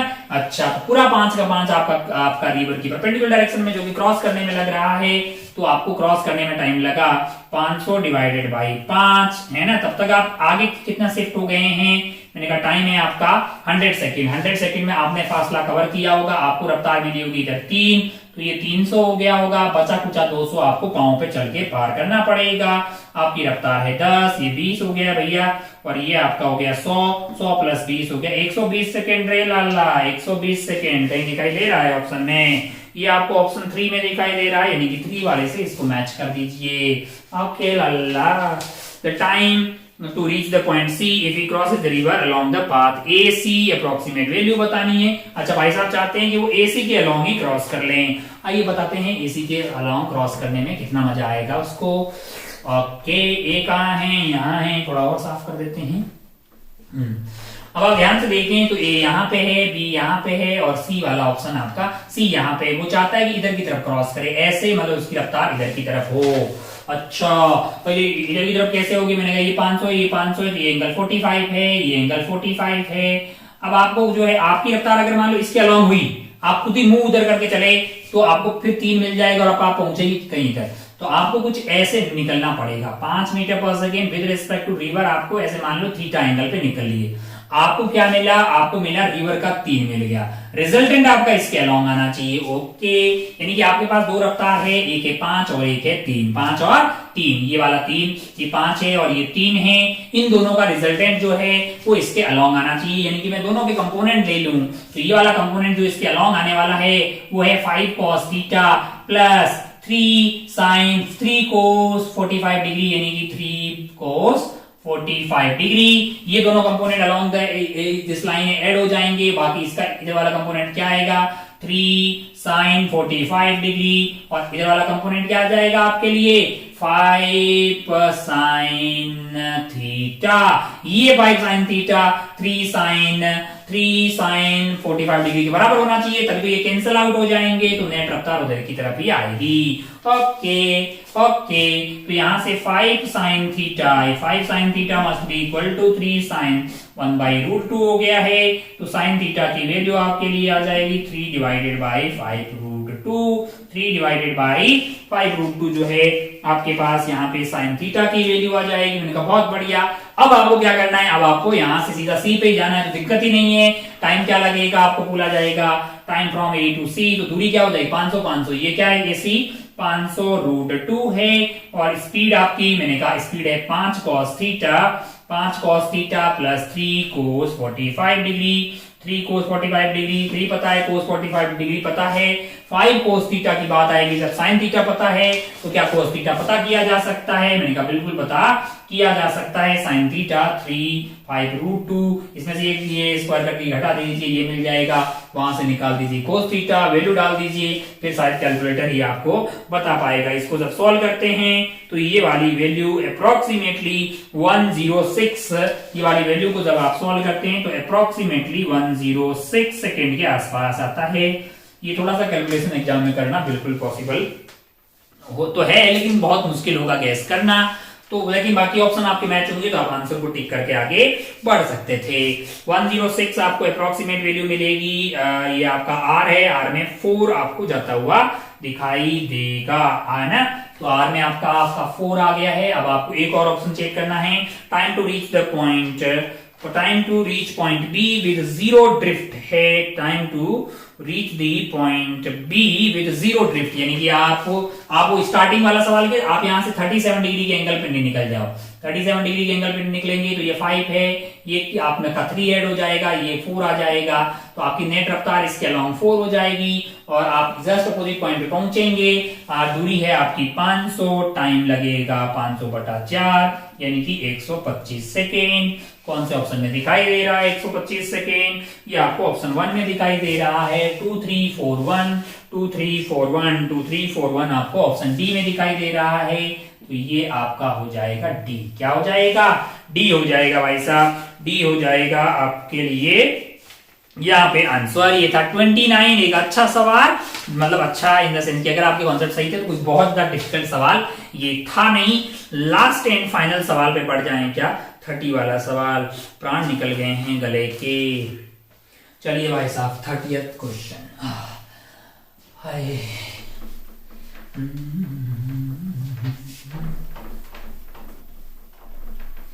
जरा ध्यान से देखिए क्या है 30वां सवाल, और फिर अपना खेला यहां खत्म हो जाएगा।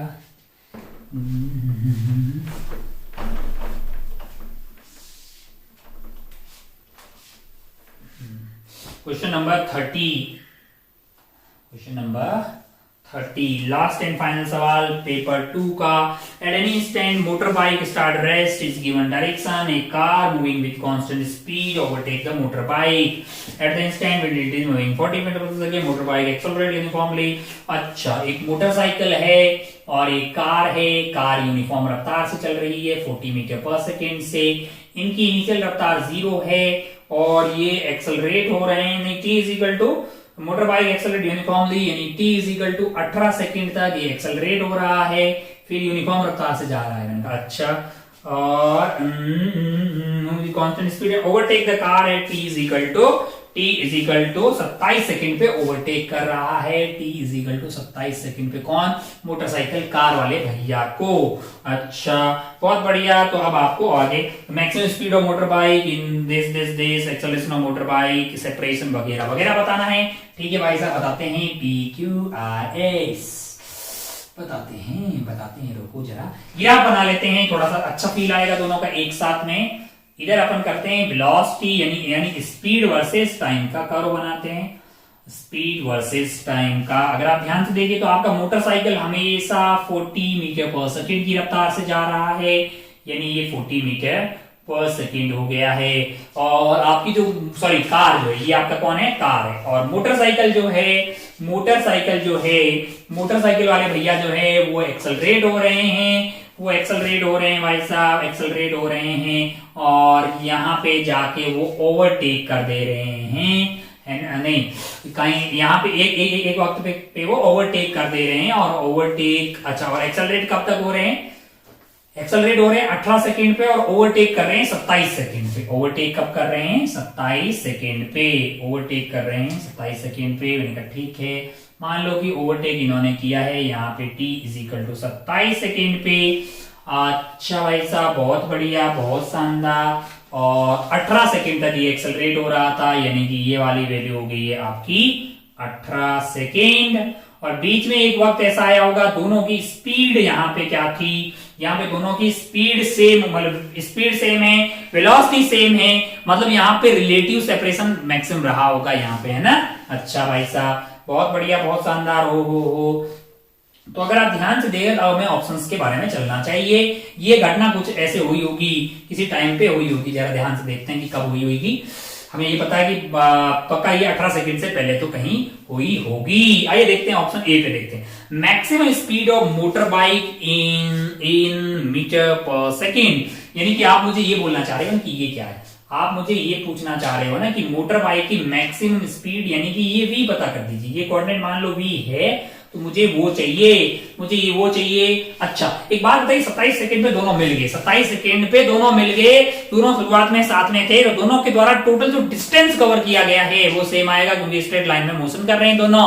अच्छा तो अगर आप ध्यान से देखें तो मोटरसाइकिल वाले भैया ने जो डिस्टेंस कवर किया है ये है आपके कौन, मोटरसाइकिल वाले भैया जो ब्लू से आपको दिखाए गए हैं। कार कौन सी है, वो आपकी जो है कार जो है वो आपकी 40 मीटर पर सेकंड की रफ्तार से 27 सेकंड तक चली है।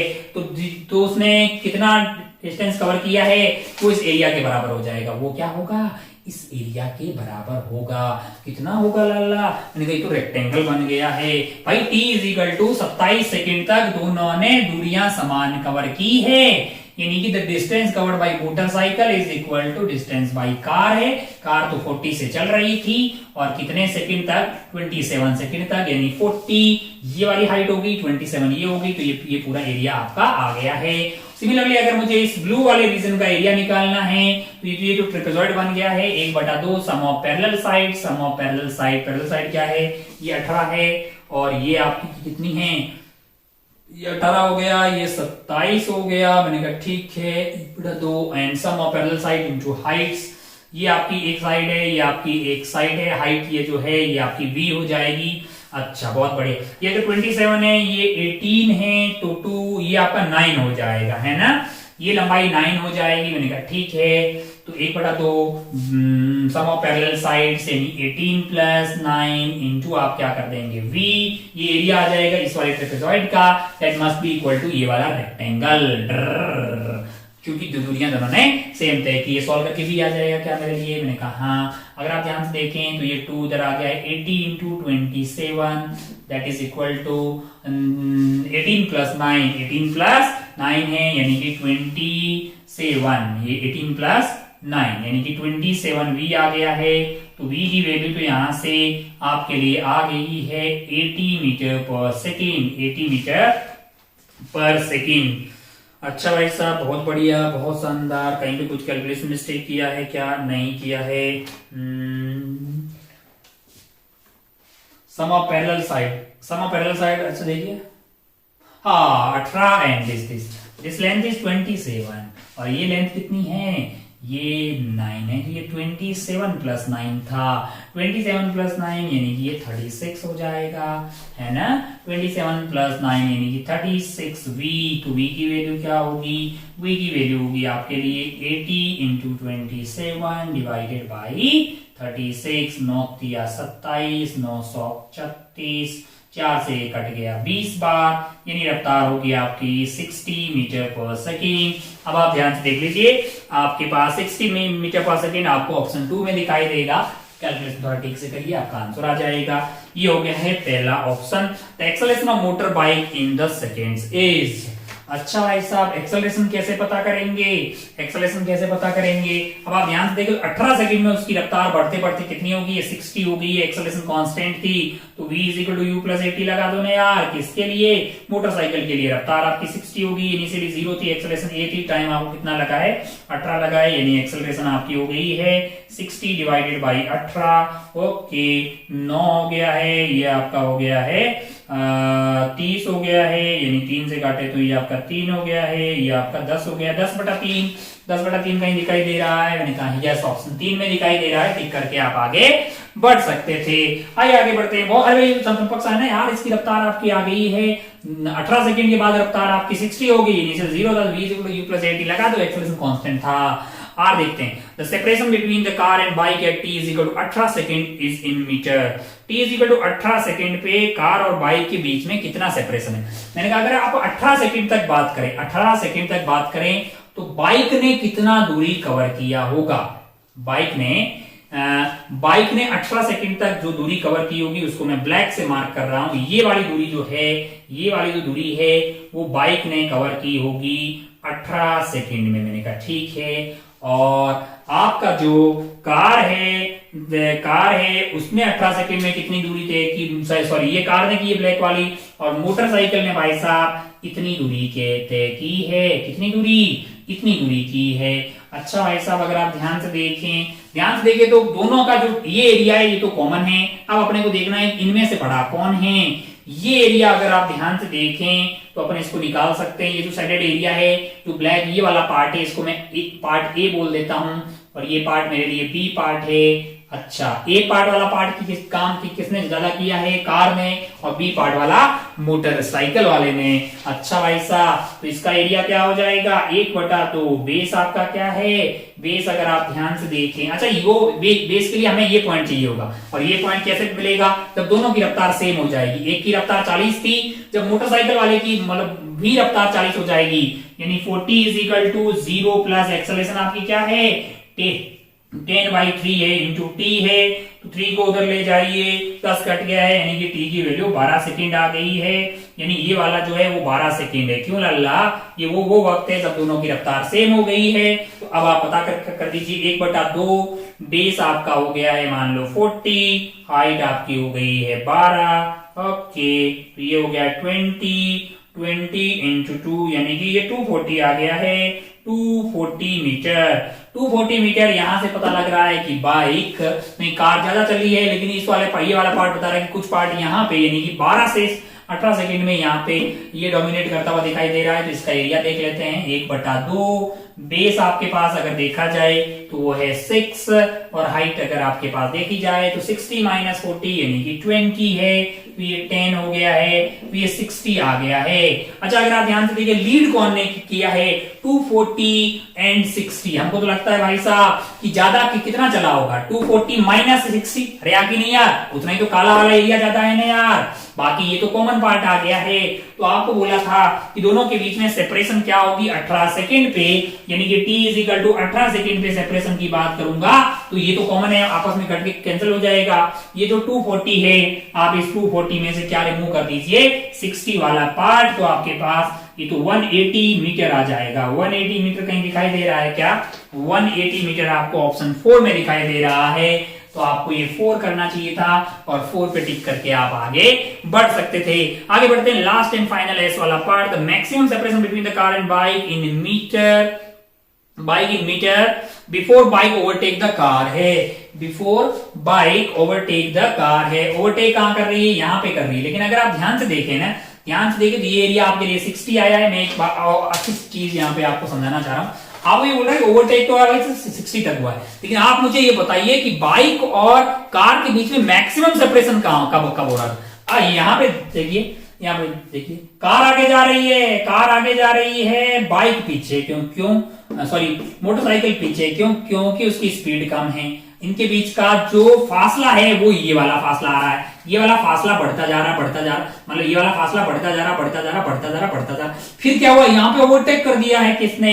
मोटरसाइकिल ने। अब मोटरसाइकिल आगे जा रही है, तो अब दूरी बढ़ने लगी, थोड़ी सी 0 होगी। यहाँ पे मैक्सिमम अगर आप ध्यान से देखें तो यहाँ पे आपके पास जो है ये एरिया आपको दोनों के बीच में अट्रैक्ट, यहाँ पे क्या हुआ, दोनों की स्पीड सेम हुई, एक मिनट, दोनों ने क्रॉस तो यहाँ पे किया, सॉरी क्रॉस तो दोनों ने यहाँ पे किया, यहाँ पे दोनों की स्पीड सेम हो गई, यानी कि अब जो है ये पहले तेजी से आगे जा रहा था, ये पहले बीच का फासला बढ़ रहा था, अब दोनों की स्पीड सेम हो गई, यानी कि मैक्सिमम बीच का सेपरेशन हो गया है। फिर क्या होगा, मैंने कहा ये तो एक्सेलरेट है, अब इसके पास जा रहा है, इसके रेस्पेक्ट में बात करूं तो यानी कि बीच का फासला कम होने लगेगा, बीच का फासला कम होने लगेगा, यानी इससे आगे अगर आप जाएंगे तो कम ही होने लगेगा ना यार, फिर ये वाला वक्त ये होगा तब 0 हो जाएगा।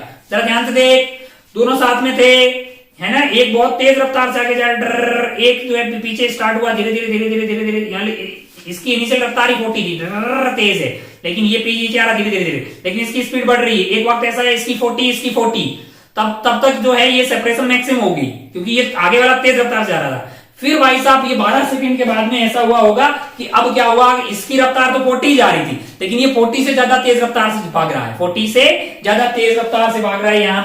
यहाँ पे अगर आप रफ्तार देखेंगे तो आपके मोटरसाइकिल की रफ्तार 40 से ज्यादा है, तो बीच का फासला कम होने लगेगा, फिर कम होते होते यहाँ आते आते 0 हो जाएगा।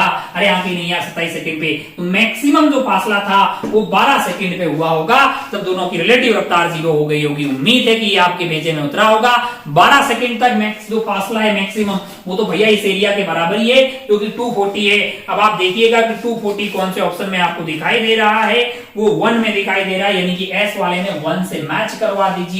2 3 4 1 2 3 4 1 2 3 4 1, ये आपको ऑप्शन ए में दिखाई देगा। ये पूरा कार्यक्रम आपको कहां दिखाई देगा, ये आपको ऑप्शन ए में दिखाई देगा।